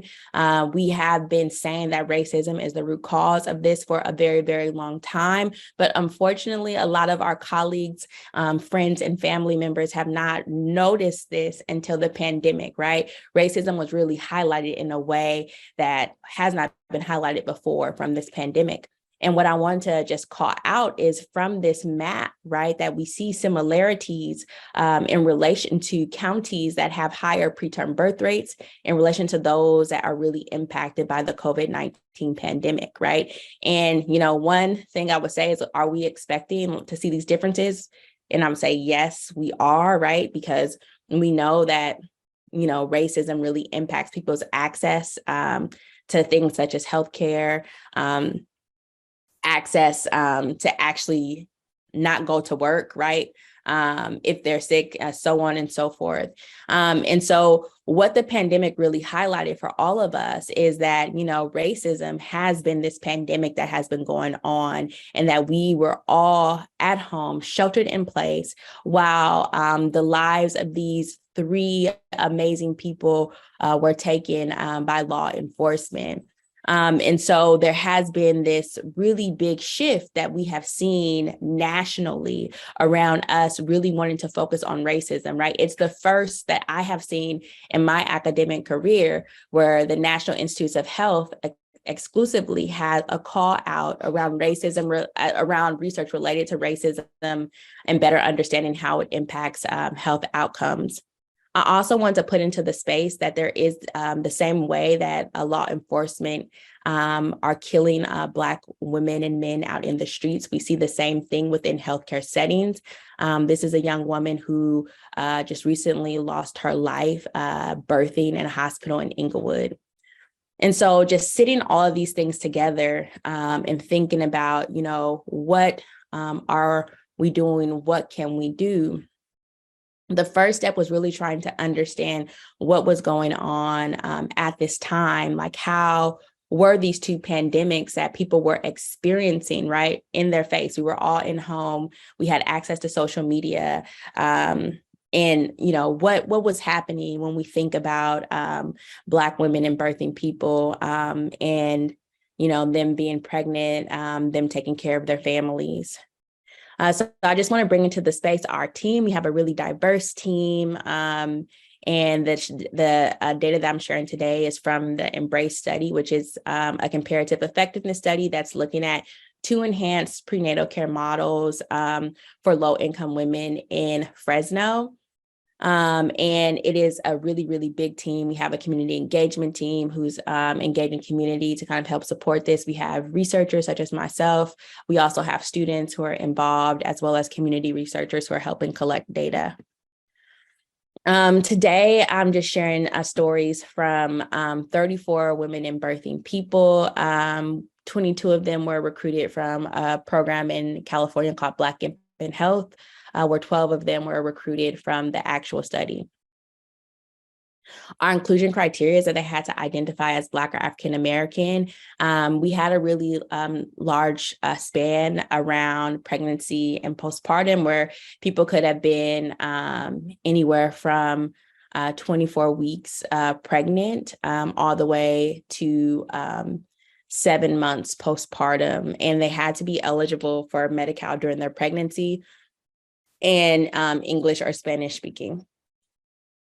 And we did some structured interviews. I'll share the questions specifically around this particular data that I'll be sharing today. The methods that I really use are grounded in reproductive justice. So we have race concordant interviewers. And so that means like whatever population that we're working with, we make sure that who's ever interviewing them look like them, speak their language. And our interviews range between 23 to 96 minutes. The interviews were conducted July through September of 2020, right at the height of the pandemic. And the data that's going to be shared today, they were all from interviews that were audio recorded and professionally transcribed. So the research questions that I'll be sharing data back from today were: how has racial and ethnic discrimination impacted your family or community? How has racial and ethnic discrimination impacted you personally? How have you personally been treated unfairly while receiving prenatal care? And what experiences or situations made you feel that way?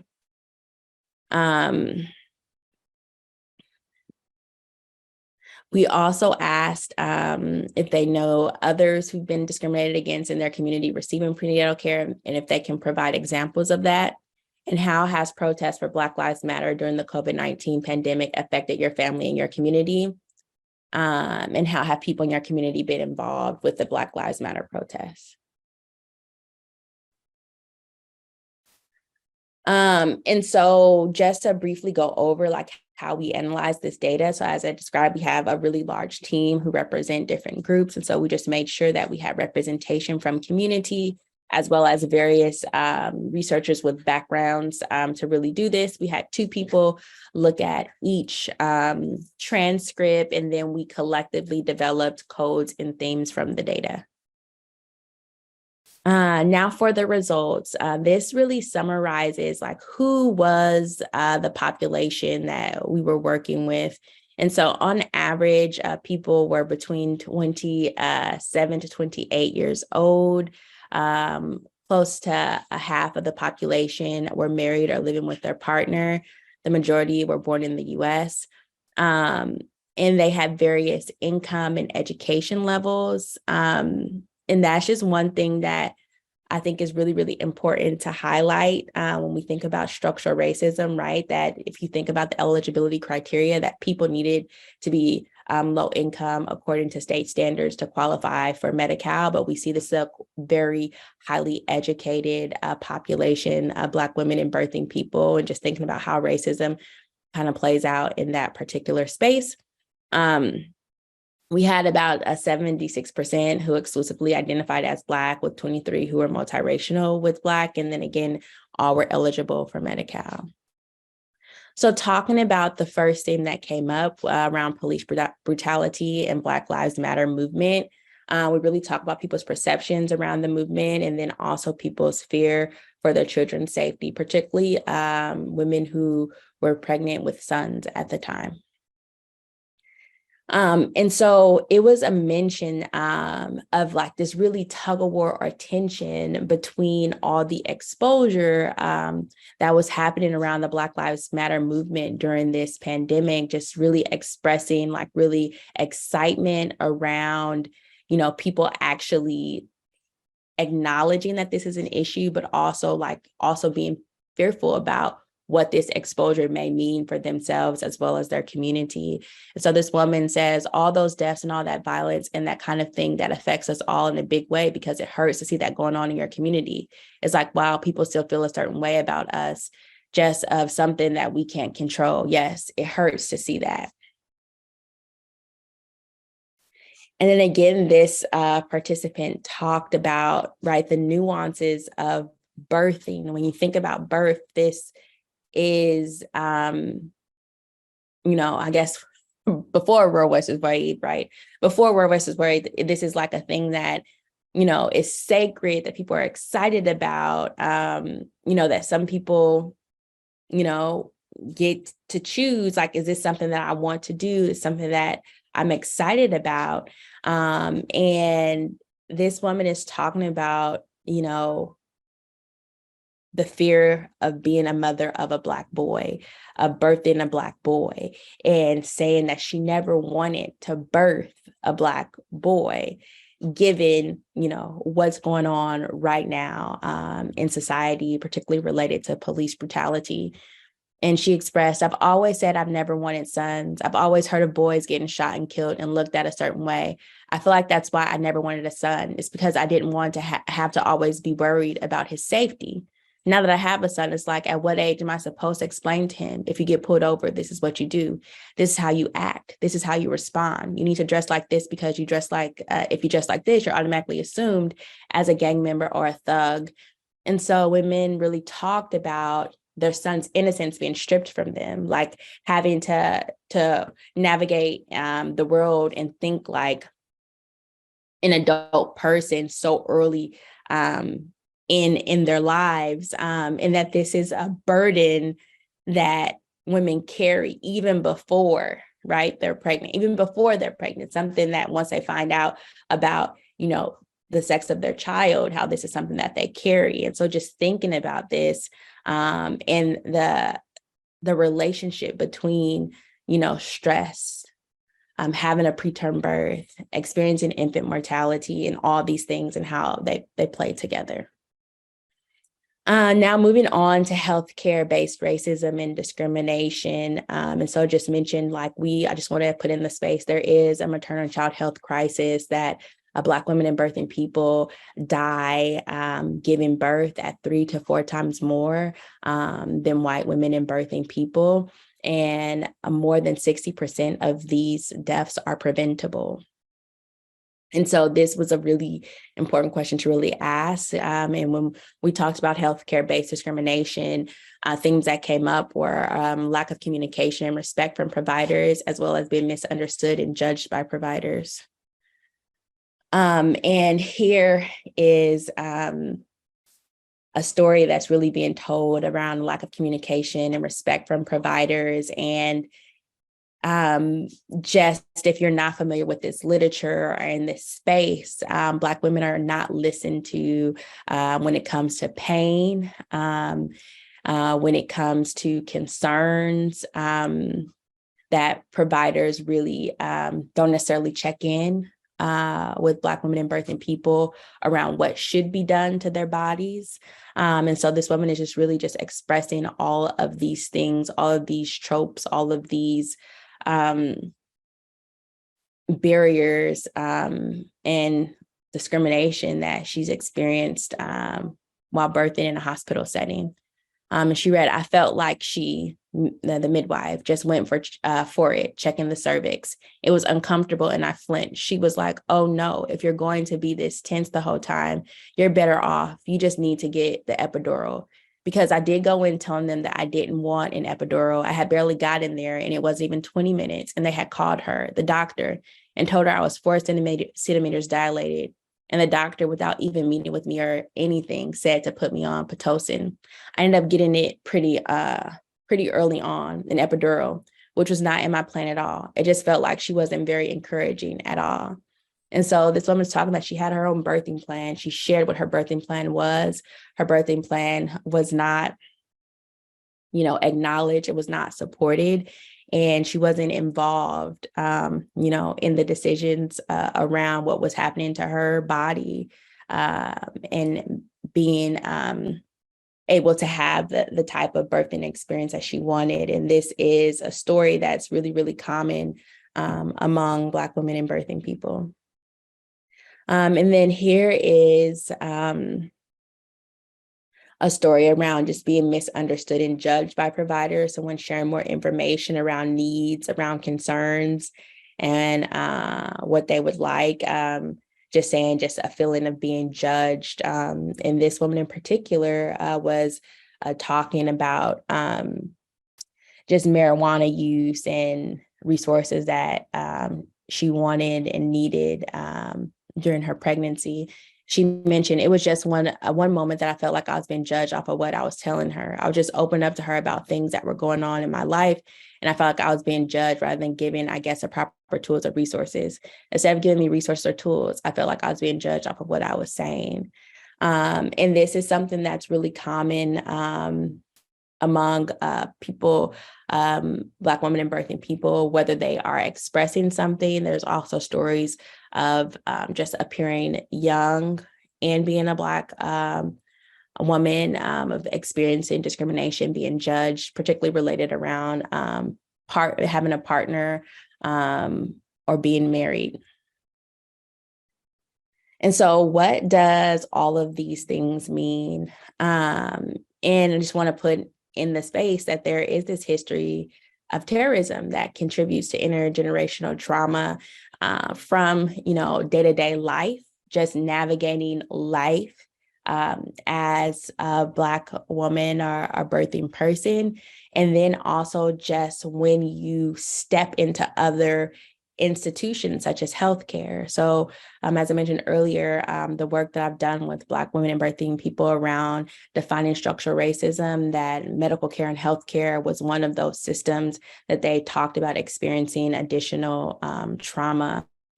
And just that health systems continue to fail Black women and birthing people. I don't know if you all are aware of, but California passed SB 464, and it is acknowledging that this inequity gap in maternal deaths within California. For April Valentine, the woman who I showed earlier today, there's now an investigation for a hospital in Inglewood that has historically killed Black women over decades. And so this new bill is requiring that people better document maternal deaths, that healthcare providers, particularly those providing perinatal health, go through racial equity trainings, but that this is a big deal, a big thing, and it is really related to structural racism and how Black people are viewed and how laws, protect police officers and protect doctors.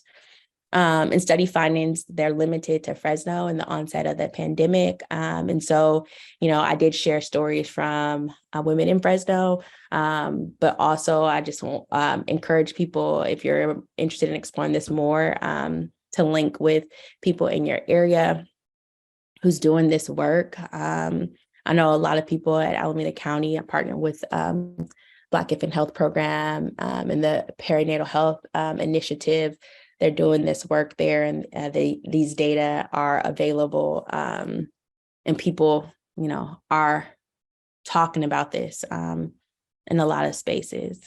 And that these findings support the need for transformative care models, as well as transformative policies to really hold people accountable for, the racism and discrimination that is going on, and it's impacting our community. I want to acknowledge the Black women and birthing people who shared their stories with the data that I presented. Fresno County Black Infant Health Program, the Embrace Community Advisory Board, Fresno County First Five. The data that I shared today is from a study that's funded by the Patient Center Outcomes Research Institute, and then the California Preterm Birth Initiative. And thank you all for your time today. Here is my contact information. If you're interested in following up with me about any of the studies that I shared, I'll drop links to articles for both. I'll also share them with Cheryl, actual PDFs. One of them I know is open access, so anyone could get them, but I think one isn't. So I'll make sure that I'll send those over. Thank you. Thank you so much, Dr. Brittany Chambers. That was amazing. And it's just like an even flow this morning of information. So I'm so honored to have you here today. You're an amazing woman. So I'm going to introduce our next two speakers. Marisol Cantu is an educator and community organizer, a third generation from Richmond. And educator and community organizer. Marisol's motivation comes from a community, city, and family being directly harmed by health disparities, the political stronghold of city governance, and economic dependence on local organizations, nonprofits, and school systems. And Kevin, let me see, I'm trying to page down here. It's not moving too fast there. Kevin Hernandez is 19. He's an environmental justice organizer representing Richmond as well, and San Pablo on the youth seat of the Bay Area Air Quality Management District Advisory Council. His mission is to achieve health equity for all disadvantaged communities by collaborating with our community groups and advocating for the most vulnerable communities impacted by sources of pollution. So I guess Mayor Eduardo Martinez of Richmond had to leave because he's the mayor. So I want to thank you both for being here, and I'm going to turn it over to you, Marisol. Thank you. Hi, thank you, Cheryl. And thank you, Brittany, for your presentation. I think what we're going to start off with, Kevin and I, for our 20-minute bit, we're going to go ahead and share some information, and then at the end do a dual question and answer session together for anybody. And so I'm going to share screen with you all to go ahead and begin the presentation portion of this and better introduce myself here.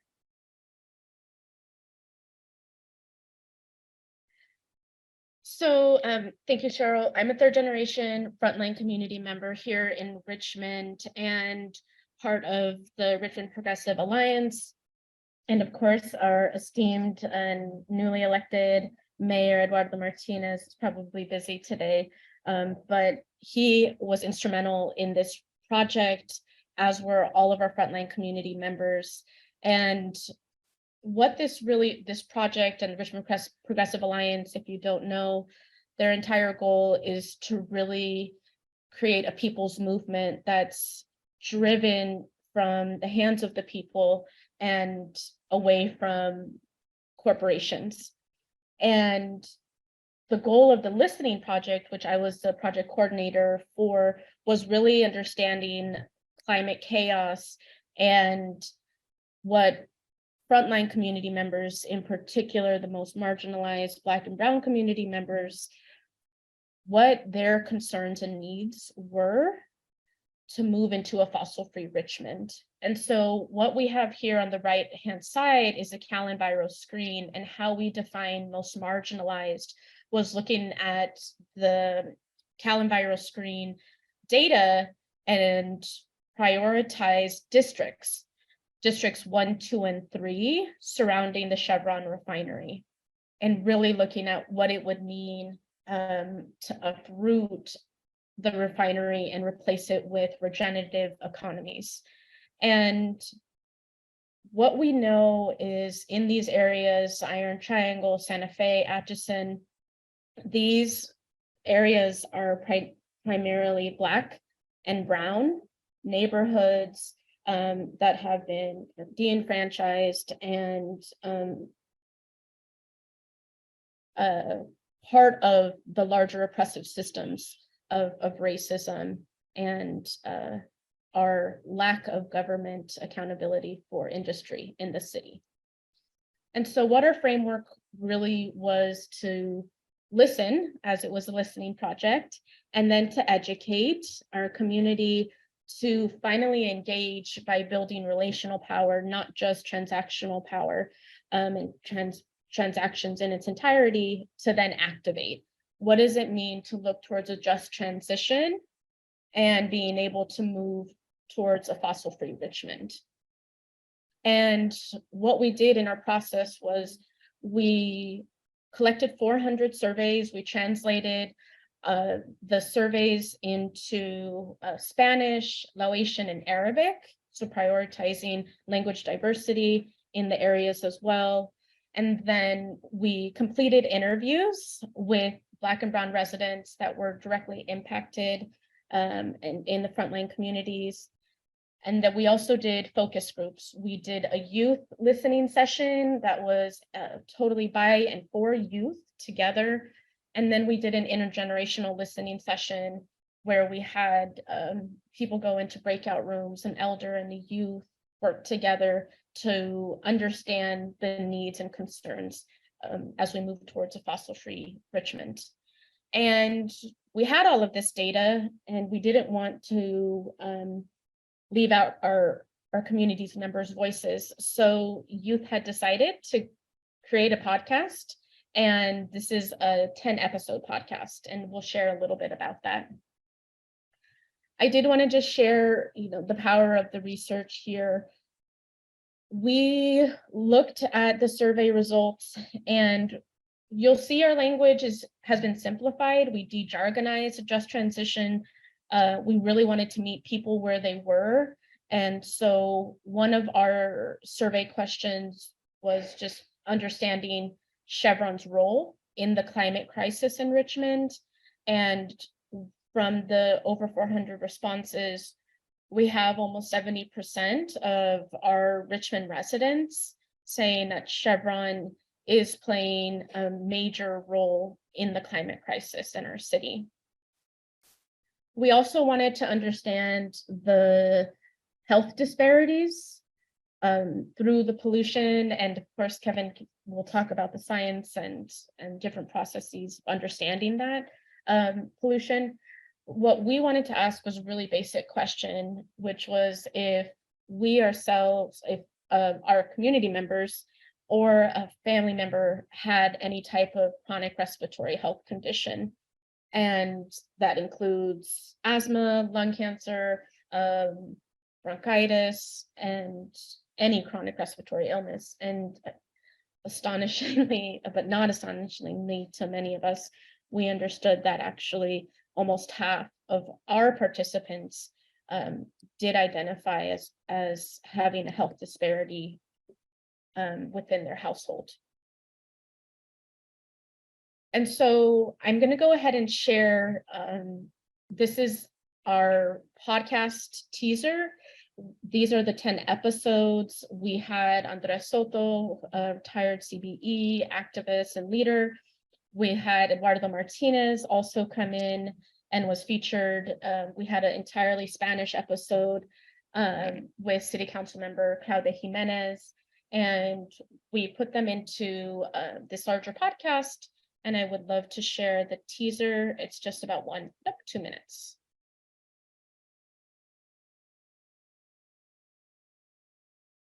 Bay Area. This video from one of our cameras. And that breaking news is in Richmond, where this flaring at the Chevron refinery is under investigation. Richmond wants to take a more proactive approach to look into what's causing all that flaring. This is what it looked like about an petroleum hour that spilled ago. into the San Francisco Bay and San Pablo.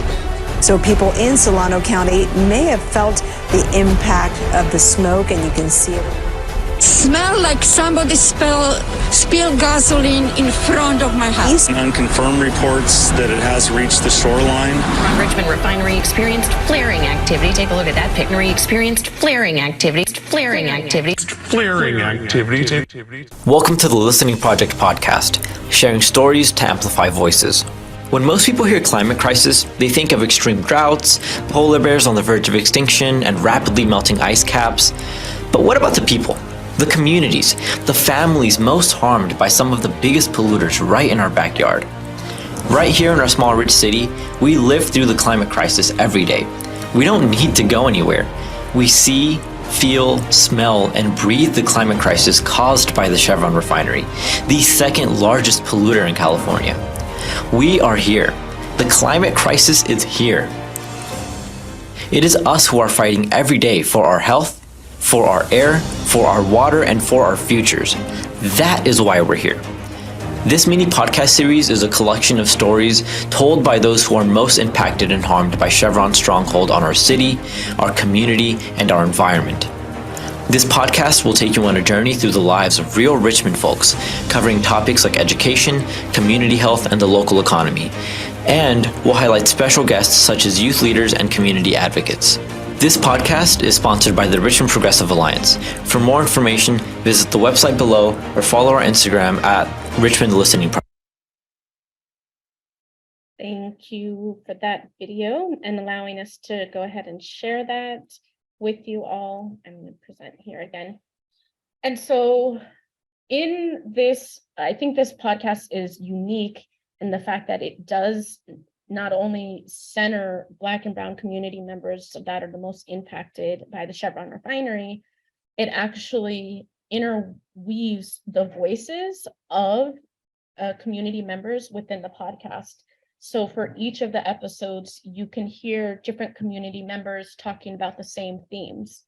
So for Asthma Club, you can hear youth and elders and educators, like our current mayor, who was a former Richmond teacher, talk about the need for identifying a health disparity, which of course was asthma, as a teacher, and working with the social workers, counselors, and parents to build out what he called kind of an asthma club for the amount of students that needed to have inhalers during PE, and how he as an educator identified this issue and was able to solve it through collective decision-making with the parents.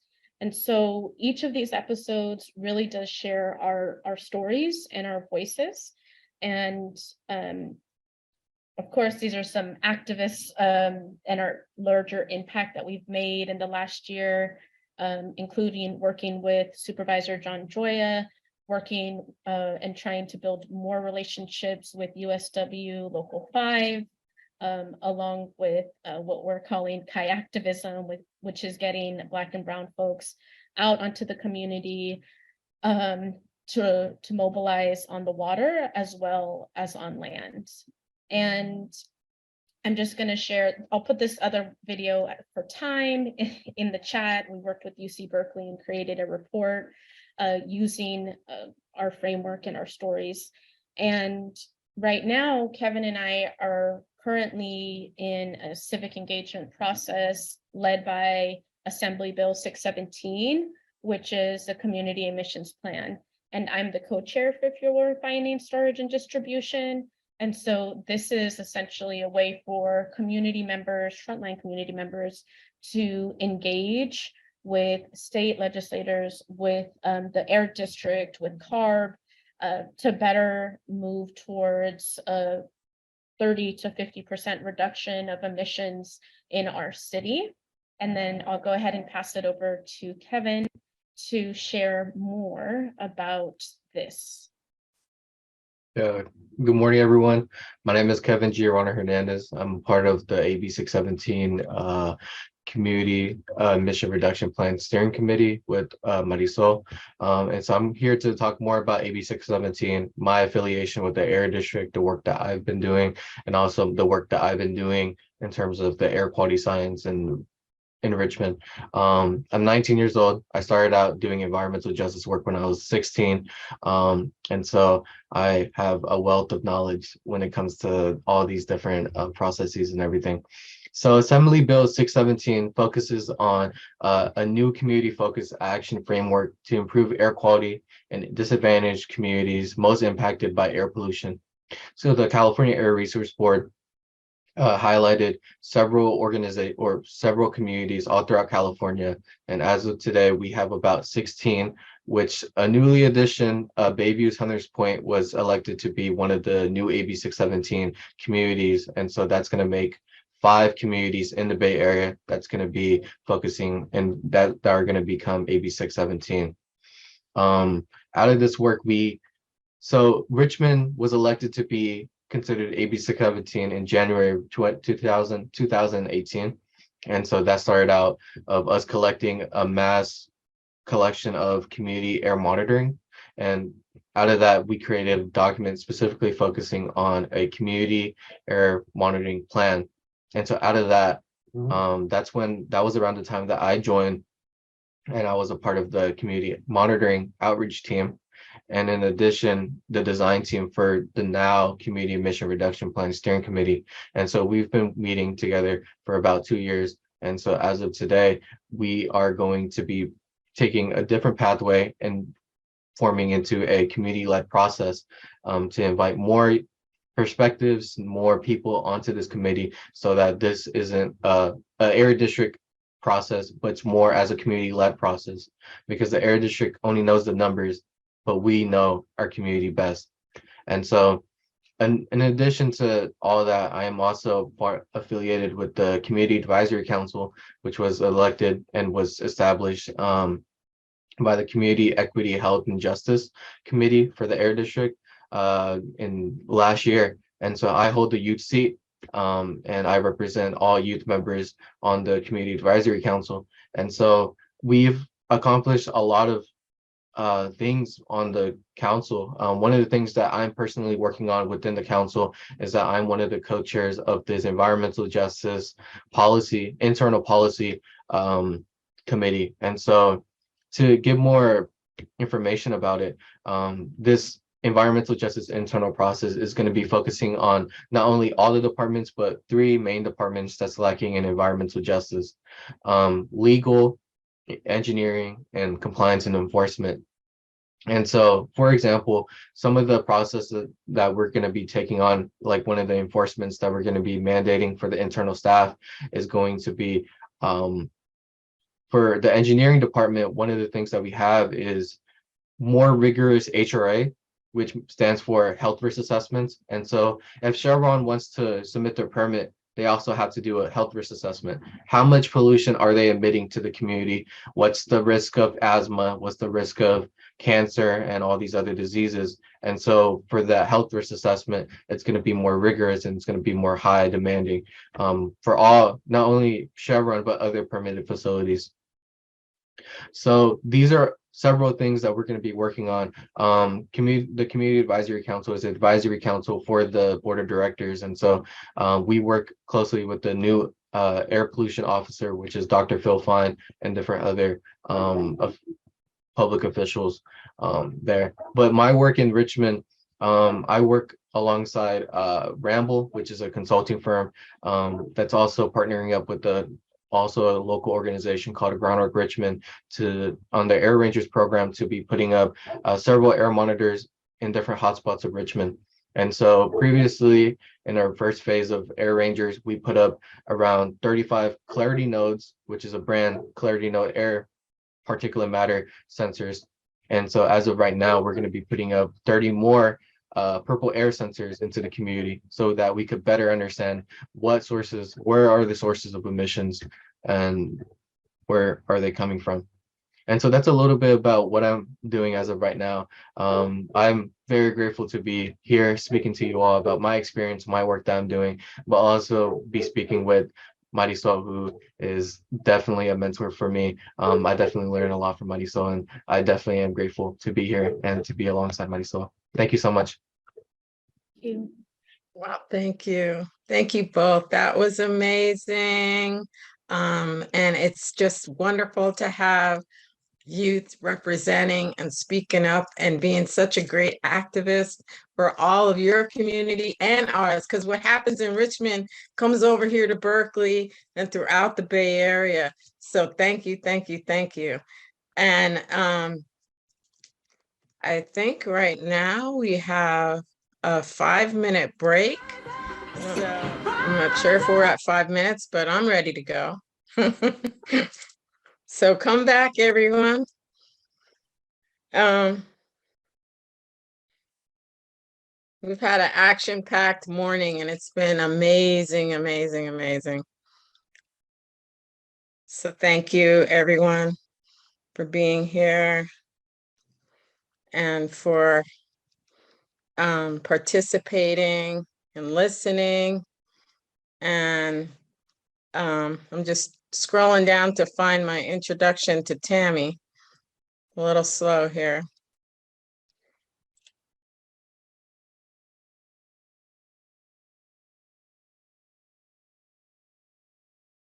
Okay.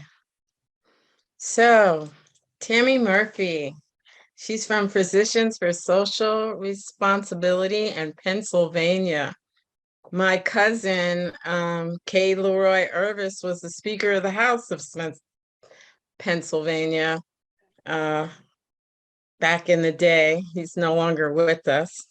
But so it's nice that you're here from there. Reminds me of him, bring those ancestors into the room.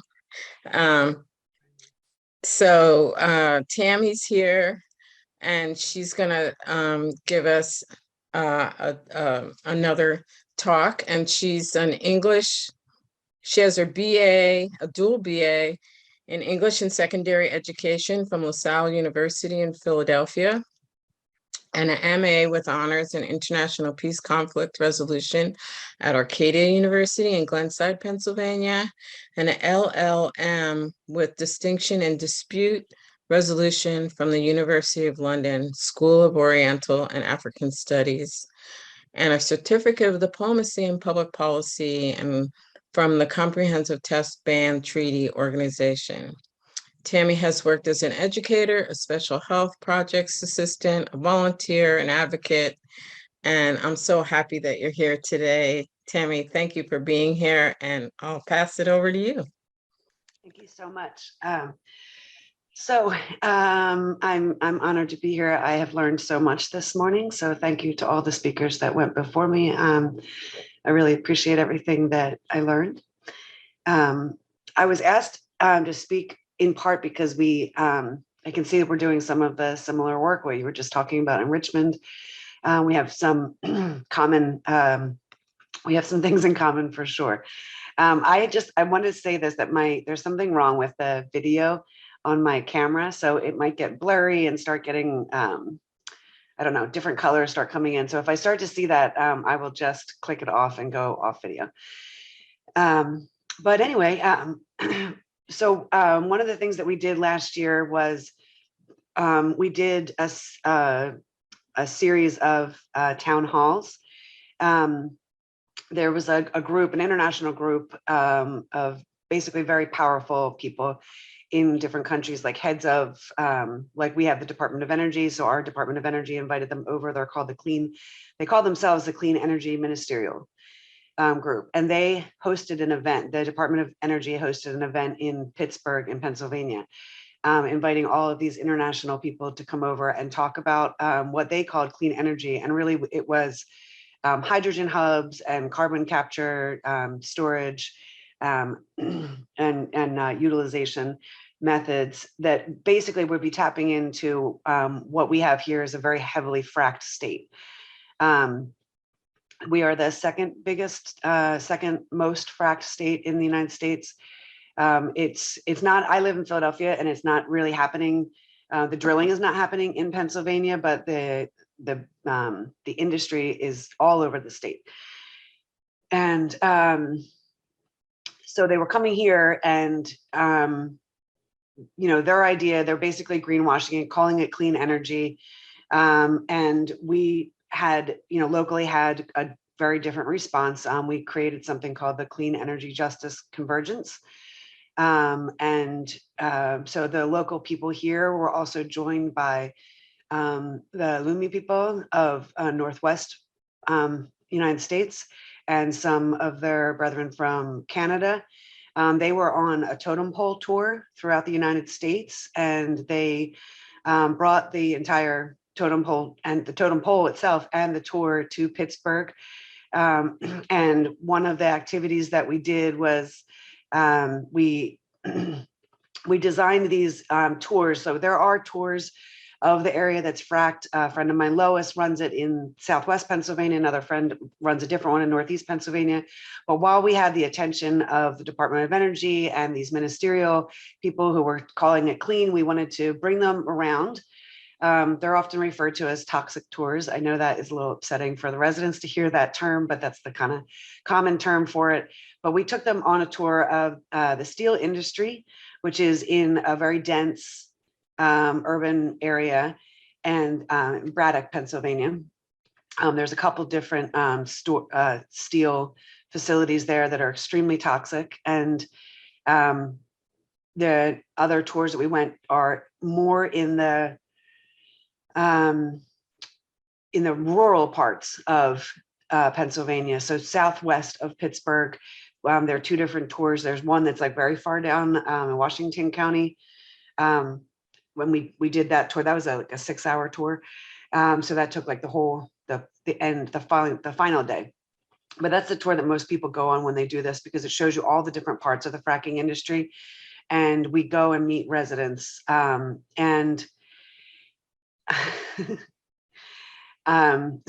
we had to go we went on these tours, and on the tours, you meet the residents, and you meet people who are sick, and you meet people who have had family members that have died. And that's all of it. So that's like whether it was steel, or we had another one that was a petrochemical tour that took people up north of Pittsburgh to an area it's called Beaver County, where Shell just opened up an ethane cracker plant. That was actually my first time being there, and just the massive size of it was shocking. And within 3 months of operation, Shell is being, sort of punished by the government. They're being fined because they emitted more than they were permitted to emit in a year in the first 3 months of operation, which is similar. Shell did the same thing in New Orleans after Katrina, when they brought themselves back up into operation. Within 3 months, they did the same thing. They emitted more than they did in a year. So for these companies, and you mentioned Chevron, lots of the people that we visit have been harmed by Chevron too, because they were operating in Pennsylvania early in the days of fracking. But all these companies use these things, these incidences, as like externalities. They know that they're going to be fined. It doesn't mean anything to them. It's just like part of their business plan. And that includes lawsuits, individual lawsuits, or other things. We had a grand jury, and they were punished by the grand jury for, some of the, I don't know what you would call it, but like, illegal operations. But it's all just a slap on the wrist to them. And there's in southwestern Pennsylvania near Pittsburgh, there are 67 cases of rare cancer in a very small community. The government will not call it a cancer cluster. That's a term that they get to determine if they use, that would prompt them to have to act. So they're not calling it that. We generally refer to it as a cancer crisis, but it has also largely impacted children in that area with very rare cancers. And unfortunately, some of them have died. None of this has stopped the industry. None of this has stopped any of the politicians from granting permits for all of this stuff. Even when they have the grand jury calling them criminal, like they're environmental crimes, but they're still calling them criminal, they're still permitting them as that's happening. it makes no difference. So even when they're found guilty or when they have to pay a fine, they still get permitted. And the way I see this, when the Department of Health came to Southwestern Pennsylvania to have a discussion with the community about the 67 cases of rare cancer, about the children that had died, and they literally had their arms crossed. They were rude, disrespectful. They canceled the meeting early, even though the community was lined. This is in a high school auditorium. From the front of the room all the way to the back out to where the hallway was, the community was lined up with comments. They wanted to talk to them. They wanted to find out answers. They wanted to demand testing. And they sat there, shrugging their shoulders, saying, this is, normally these cancers are genetic and we don't really have reason to believe that they're environmental. And, of course the community doesn't believe that. This is an extractive place. This was a coal land before this. The community has been through extractive industries, but nothing like this, nothing like what they're experiencing now. And it makes sense because the fracking started like somewhere between 10 and 15 years ago, and the cancer takes 10 years to metastasize. So now it's coming up. Now they're seeing it.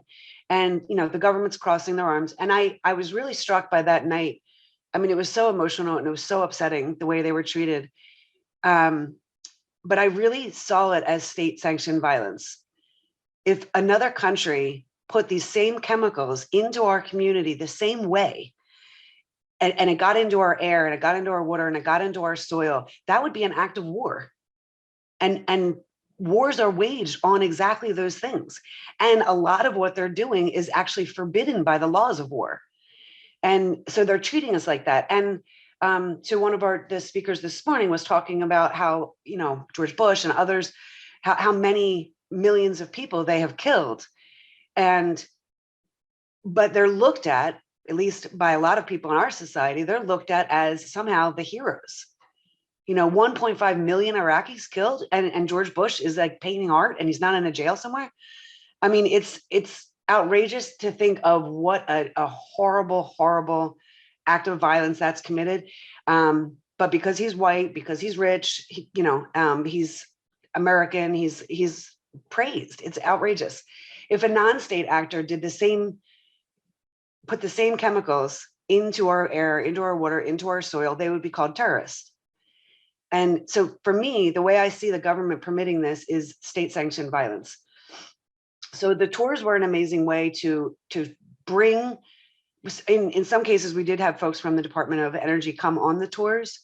And it was a way to humanize it. And we've done this before, where we brought the Department of Health onto the tour and other politicians have come on the tour. And although they don't always change everything that they do, we can't change everything, but there's something about it. You can't unsee it. Once you meet the mother who lost her teenage son to a horrific cancer, and then you realize that he was the pitcher on the baseball team and the catcher also had it. And then a couple counties over, same situation, a pitcher and a catcher. So what was happening with that sand, that baseball sand? Was that frac sand? Was that coming from the industry? What's in their streams that run by both baseball fields? And then all of the other families, when you meet them and you hear how many people have died of cancer, when you meet them and you see how sick they actually are, and you see the destruction it has on their property. And these are mostly, they're almost always, of course, poor communities. So there's like a dense population in urban communities where the toxins are just pouring out into the community. And then you also have situations in far less dense populations, but they're in the rural communities and they're not getting any attention whatsoever. They're being ignored. And what did the Department of Health? The Department of Health said to us that if they were experiencing issues, there's not enough of them, basically, for that to be statistically significant, which to me was outrageous. We're talking about a county, like a certain area, like a couple mile radius, that might have 25 people. If 14 of them have cancer, that's statistically significant.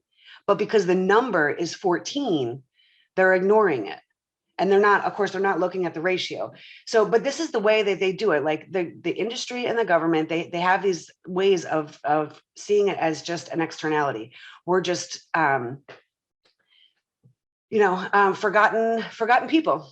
So one of the ways that we did a radioactive emissions study, and we are about to embark on the beginning of our town hall series, and we're super excited to bring the results of the radioactive emissions study to people. So we're going to go to 5 different areas, and then at the end, for each one, we're going to bring the radioactive emissions study to them to let them know. In most cases, there's a slight elevation above our ground study, so that's happening throughout the system where it's drilled, the pipelines, the compressor station, the storage areas. So even if the drilling is not happening near you, it's still coming through your community. The radioactivity is still getting out. And the issue is that there's so many other toxins that come with it, that radioactivity is one. And of course, it's a very scary one, but we know the methane leaks. We know that it gets everywhere. And when they pump it in with a ton of chemicals, and then they pull it up with some of the naturally occurring chemicals, and it's all leaking out. And I think in some places like compressor stations tend to be pretty bad, but it's happening in every part of the industry. So one of the things that we're doing is also bringing, we're going out early and putting up air monitors in the communities and connecting. What we're trying to do is connect. So some people already have monitors, purple air monitors and others, and we're working with a system called Tembu that basically, we're going to put up some of Tembu's air monitors, but then anybody else can join onto it, and you can add the purple air monitors to that system, and you can put in quantitative and qualitative data. So we'll receive the information from the monitor itself, but you can also put in there, like, my son had a nosebleed today, I have a headache, or it smells, smells sweet like syrup, or whatever it is that people are experiencing. And then everybody will be able to see everyone else's information. It's all open source. And then, and we learned some of that, of course. I have to give credit where it's due. The Bucket Brigade, our beautiful leaders down in Louisiana, who taught us how to do this. So that's part of it. The journaling is part of it in the Tembu system. And then we're really lucky to have gotten a resident lended a FLIR camera to us, which is a gas imaging camera. And we're taking that FLIR camera and capturing images of the gas and the fumes that you can't see with your eye. The camera allows you to see it. And we're going to go out in advance of the town hall. And then for each of the town halls, we're going to be sharing air monitors, the imagery from the FLIR camera, and of course, the radioactive emissions study. We're also waiting for results from the studies that we demanded years ago from the government. They did 2 test studies on fracking and cancer, and we're awaiting the results. So when we get all of this information, like, we think we're going to have it all by the summer. The town halls will be done, and then we don't really have an answer. We don't know what we're doing, so I'm totally excited if you guys have any ideas. We're looking for input, but when we gather the input, each community town hall is going to have listening sessions. So we're going to openly hear what everybody has to say. And I also want to give some credit. We're doing this, the tours and the town halls with a trauma-informed approach that is guided by Bishop Marcia Dinkins from the Black Alliance Coalition in Appalachia.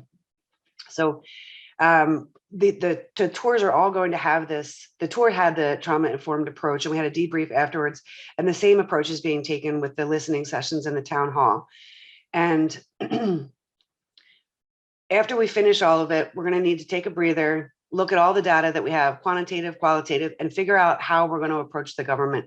We don't know if it's going to be like a legislative briefing or if it's going to be a direct action. I mean, we're kind of open to everything. So we need to hear from the community members. I'm already hearing that some of them want to be present and have us bring them to the Capitol the way we've done in the past.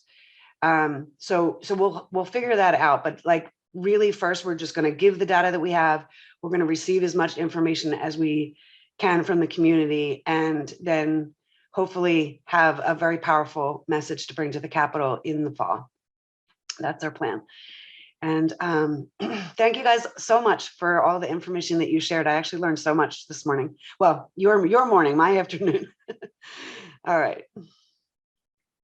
Thank you so much, Tammy. You know, it's really sad to hear that, you know, this goes from Richmond to Pennsylvania. You know, it's around the country, around the world, all the same issues that we all have to deal with. And we all know fracking is not good. And, you know, President Biden, no, in the Arctic. Yes, no. Right. So, We don't need any more of this. They operate as a system. That's why it's so important that we're having meetings like this and recognizing, like looking at what's happening in Richmond and knowing what's happening in Beaver County, like it's the same. So, and PES refinery here that blew up a couple of years ago, they operate like a system. So the tighter we can get and the more knowledge that we can share with each other, then we can fight back like a system. And that's the way we're going to win. And eventually. That's right. We have to be structural and strategic, just like they are, right? So thank you so much. Thank you so much. It's been wonderful to have you. Very nice to meet you. And now we've had a lot to deal with this morning, and it hasn't been good. It's been all bad, actually.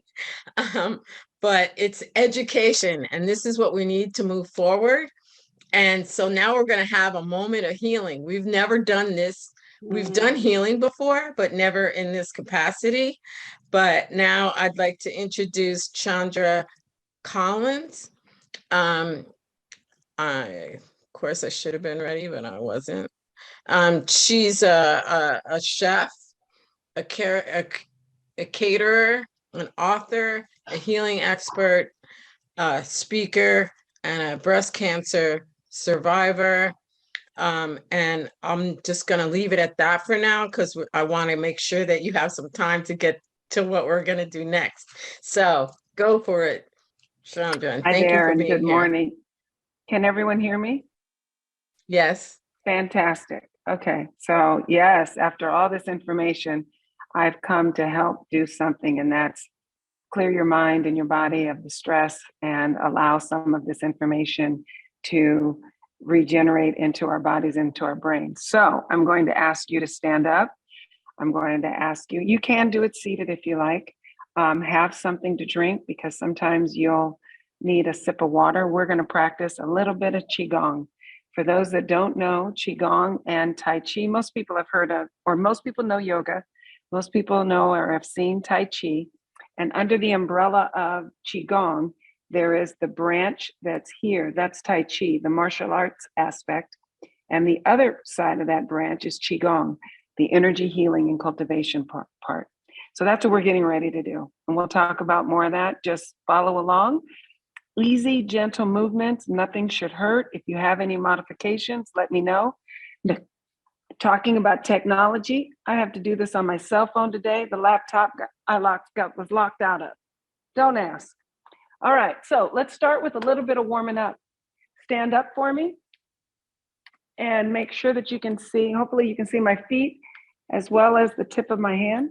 And so we're just going to start with a little bit of warm up here, just to get us going. Just move your head nice and slow. We're going to do a few things with our neck, so I want to make sure that we're warmed up. Swing our arms just a bit. I don't know about you, but I didn't get a hug this morning. So nice big hug. Give yourselves a hug. Tuck your chin to your chest. And now open up nice and wide. Open up the chest, squeezing the shoulder blades together, and look up to the sky. Head's not tilted all the way back, just looking up. Give yourselves another hug. Nice hug.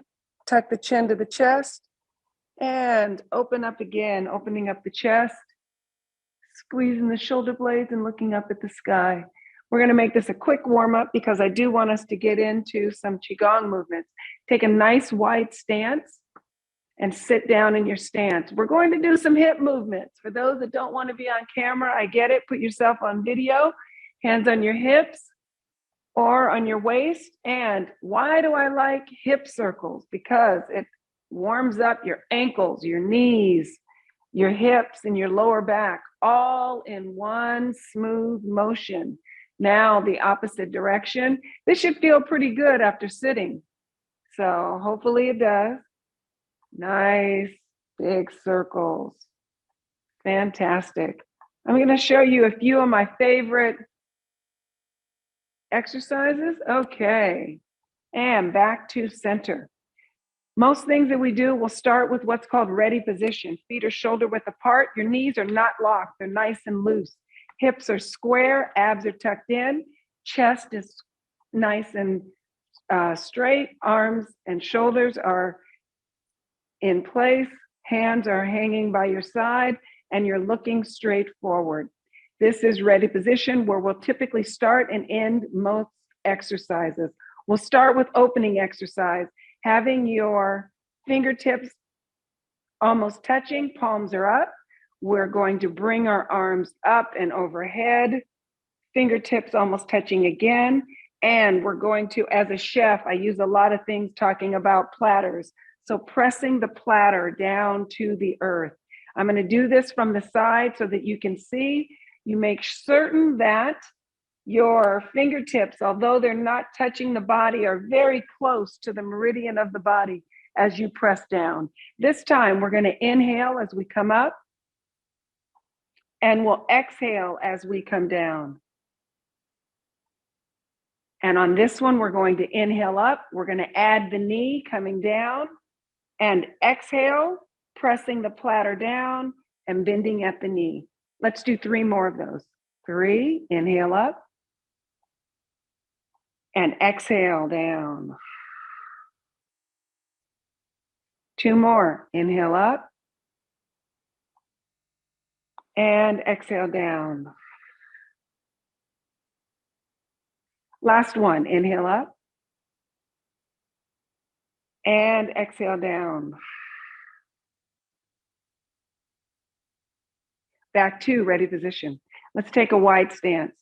We're going to do 2 back-to-back different 2-part movement exercises dealing with cranes. So the first one, we're bringing our hands from this ready position up to shoulder height and then back down. This time when we bring them up all the way overhead and then back down. We're going to add our breath, inhale to shoulder height, exhale down, and inhale all the way up. And exhale down. And now we're going to add the knees. Inhale to shoulder height, exhale down, bending the knee. All the way up, inhale, exhale all the way down. Inhale to shoulder height,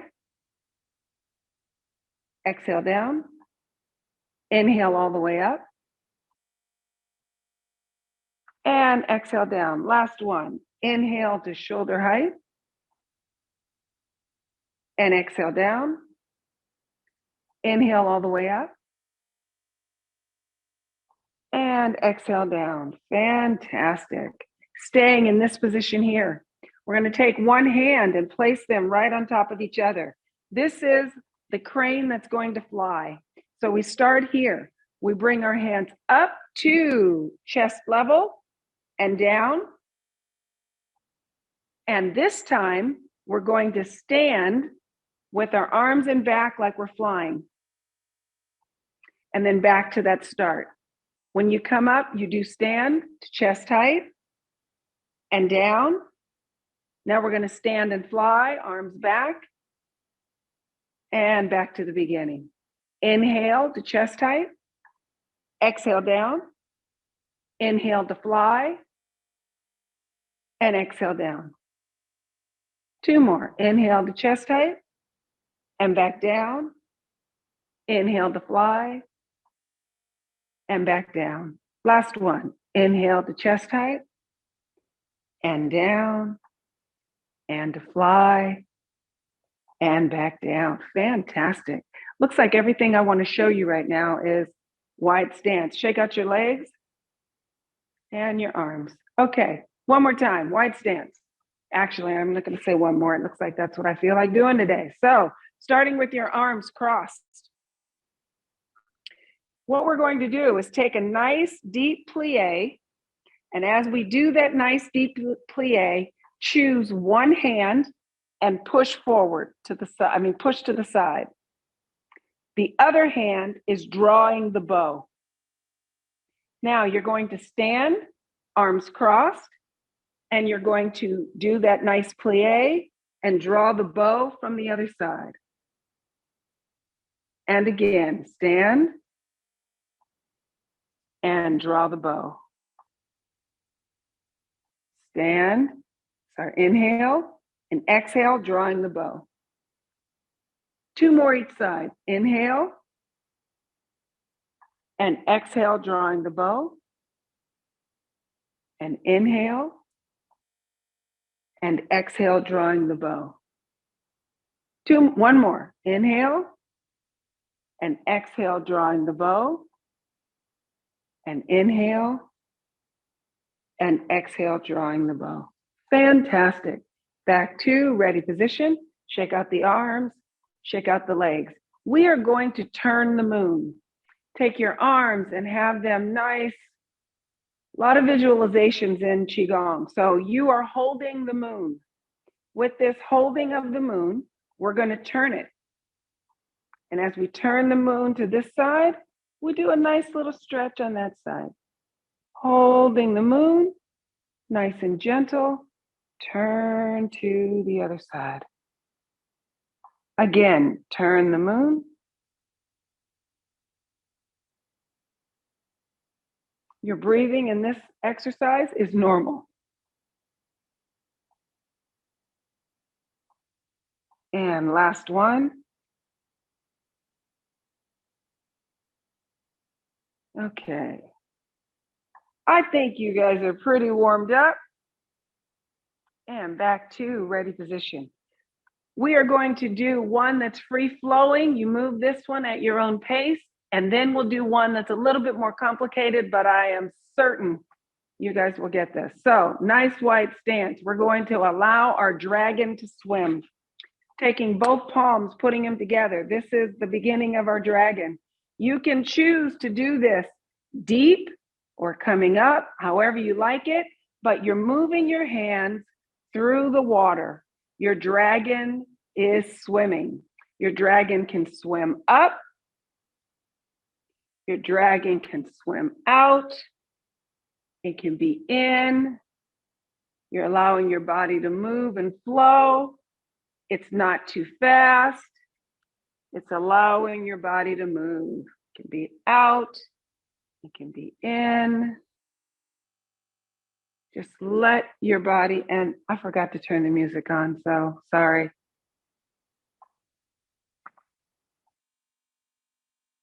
All right, a few more times that dragon through the water, and then we'll go to one of my favorite exercises, which is called pressing the pestle. And it has several different parts to it. Okay, from here back to ready position, shake out your arms, shake out your legs. All right, pressing the pestle. We're starting, ready position. Our hands are facing each other. We're bringing our hands up to our chest in prayer position. From prayer position, again, a lot of visualizations and motions. So press your palms together. Press your palms together. And as you press the palms, you're bending at the knee. We're going to stand to what I call chicken wings. We're going to poke the wall. Back to chicken wings. We're going to push the wall. We're taking our fingertips and we're bringing them to our chest. We're going to press the platter and add the knee. Those are the 4 steps. Now, starting again, going to prayer position, pressing the palms, stand to chicken wings, poke the wall, chicken wings, push the wall, fingertips to chest, Press the platter, adding the knee. Adding your breath. Inhale to pressing the palms. Exhale to pressing the palms. I'm sorry. Inhale to chicken wings. Exhale to poking the wall. Inhale to chicken wings. Exhale to pushing the wall. Inhale to fingertips to chest. Exhale to pressing the platter. Inhale to palm position. Exhale to pressing the palms. Inhale to chicken wings. Exhale to poking the wall. Inhale to chicken wings. Exhale to pushing the wall. Inhale to fingertips to chest. Exhale to pressing down. Inhale to prayer position. Exhale to pressing the palms. Inhale to chicken wings. Exhale to poking the wall. Inhale to chicken wings. Exhale to pushing the wall. Inhale to fingertips to chest. Exhale to pressing down. Last one. Inhale to prayer position. Exhale to pressing the palms. Inhale to chicken wings. Exhale to poking the wall. Inhale to chicken wings. Exhale to pushing the wall. Inhale to fingertips to chest. And exhale down. Fantastic. Back to ready position. For those that I can see, you did a fantastic job. We're going to close this out. And then if you have any questions, feel free to ask. We're going to do a very common Qigong Tai Chi movement. It is horse stance. We're going to do a few different poses of horse stance. Again, make sure your feet are shoulder width apart. Your knees are not locked. Abs are in. Chest is up. Shoulders are right in their place. Arms are gently hanging and face is forward. We're going to start with holding a beach ball. Our hands and fingertips are open, somewhat cupped. We're holding a beach ball. Your breathing during horse stance is normal, except during the transitions. I'll ask you to take a nice, big, deep inhale and exhale, bringing your hands to the first position of horse stance, which is right above your chest or right at your chest level. If you notice any tension in your neck or shoulders, relax it. Inhale, exhale, bringing your arms straight overhead to embrace the heavens. Notice any tension, relax it. Inhale and exhale to embrace the pillars or what is considered gold post position. Inhale and exhale. Inhale again. And exhale to palms up, embracing the horizon.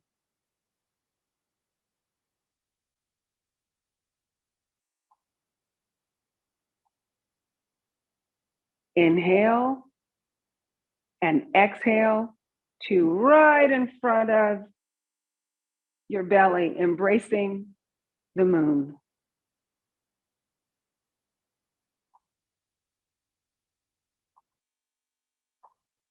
Inhale and exhale. We're done. I like to always close out a Qigong session with 3 namastes. The first namaste is to yourself for taking the time to do the movement. The second namaste is to each and every one of us who are in this room, because group practice is greater than individual. And the third namaste is to all of our teachers of the past, those in our present, and those that we encounter in the future. So please join me if you like. Namaste to myself for taking the time to practice today. Namaste to each and every one of you for taking the time to practice with me. And namaste to all those teachers of our past, those in our present, and those that we will encounter in our future. I wish we had a whole hour, but we don't. So if anyone has any questions, please feel free to ask.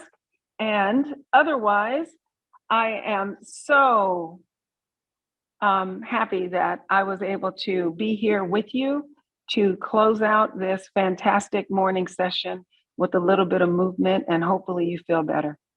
You're welcome. All right. So Oh, I'm so Thank glad you people are so sending in much. good things. Yeah. Fantastic. All right. And Thank I you. think that Cheryl will be sending out some information that'll talk more about Qigong.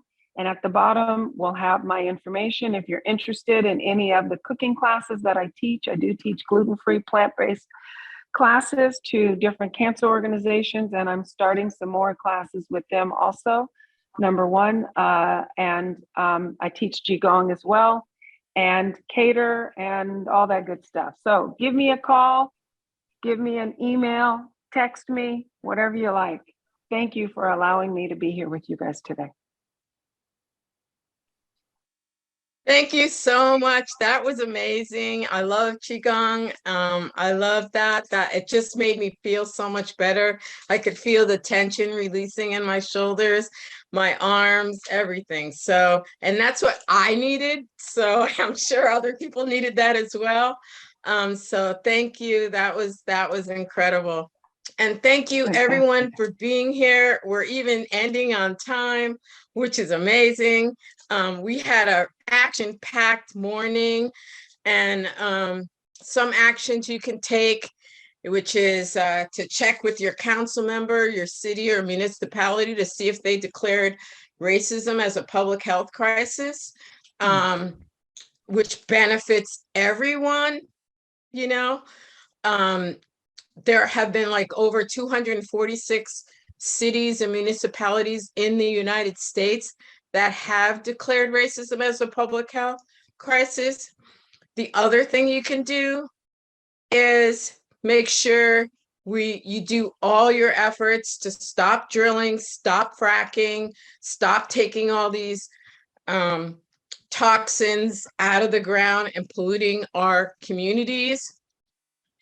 There's also efforts to stop Cop City in Atlanta, where the forest protector Manuel Esteban Terran was murdered with his hands up. Cop City is just like Urban Shield, which we ended in the Bay Area, Alameda County, the city of Berkeley. They're no longer here, and that's another replacement, it seems like. And you can speak up, speak loud on all the ways you can to protect Mother Earth. Speak up and let your voices be heard. Get out in the streets and be in solidarity for all the events that are happening. We're still in COVID. Usually I go through the list of all the impacts, but that was like, I didn't do that today. But you know the list. So please stand up, be in solidarity. I want to thank all the speakers, Wilhelmina, Hatem, Kafri J, Brittany, Marisol and Kevin, Tammy and Chandra. This is our first time we've had movement as a part of our series, and I think y'all appreciated it as much as I did. I hope so. And I want to thank you to all the folks who donated and joined us today and throughout the entire series. We're still trying to figure out what we're going to do for the next iteration. We have some ideas, and we're going to be trying to organize a birthday celebration, which is past and overdue. But you know, we're still in COVID, and the place that we've had events at before closed down. So we're trying to find a venue. So please look out for announcements from CEMTF. Join our general meeting of the task force, which is on the third Wednesday of the month, but it's bi-monthly. We just had one Wednesday, so it won't be until May. And also, please know that we all need to show love, be love, or be loved, and love ourselves, and take the time to say hello to a stranger. Maybe you could adopt an unhoused person that you see and say hello to, and bring them food or water or a blanket or a tarp or something. But anyway, try to do what you can to help humanity, save our planet. And another announcement I have is that on April 16th, if you're in the Bay Area, we're going to have a climate community healing gathering at People's Park in the city of Berkeley. And again, I want to thank all the steering committee, the planning and logistics, Jack, and everyone that's helped put this morning together. And thank you so much for being here. Have a blessed day and happy St. Patrick's Day. I bought my Guinness. I'm going to have one this evening. So enjoy and stay healthy. Be safe. Thank you. Thanks for an awesome morning, Cheryl. Love the Shigan, first time. Thank you, Cheryl. Thanks, everybody. Bye. Proud of you. All right.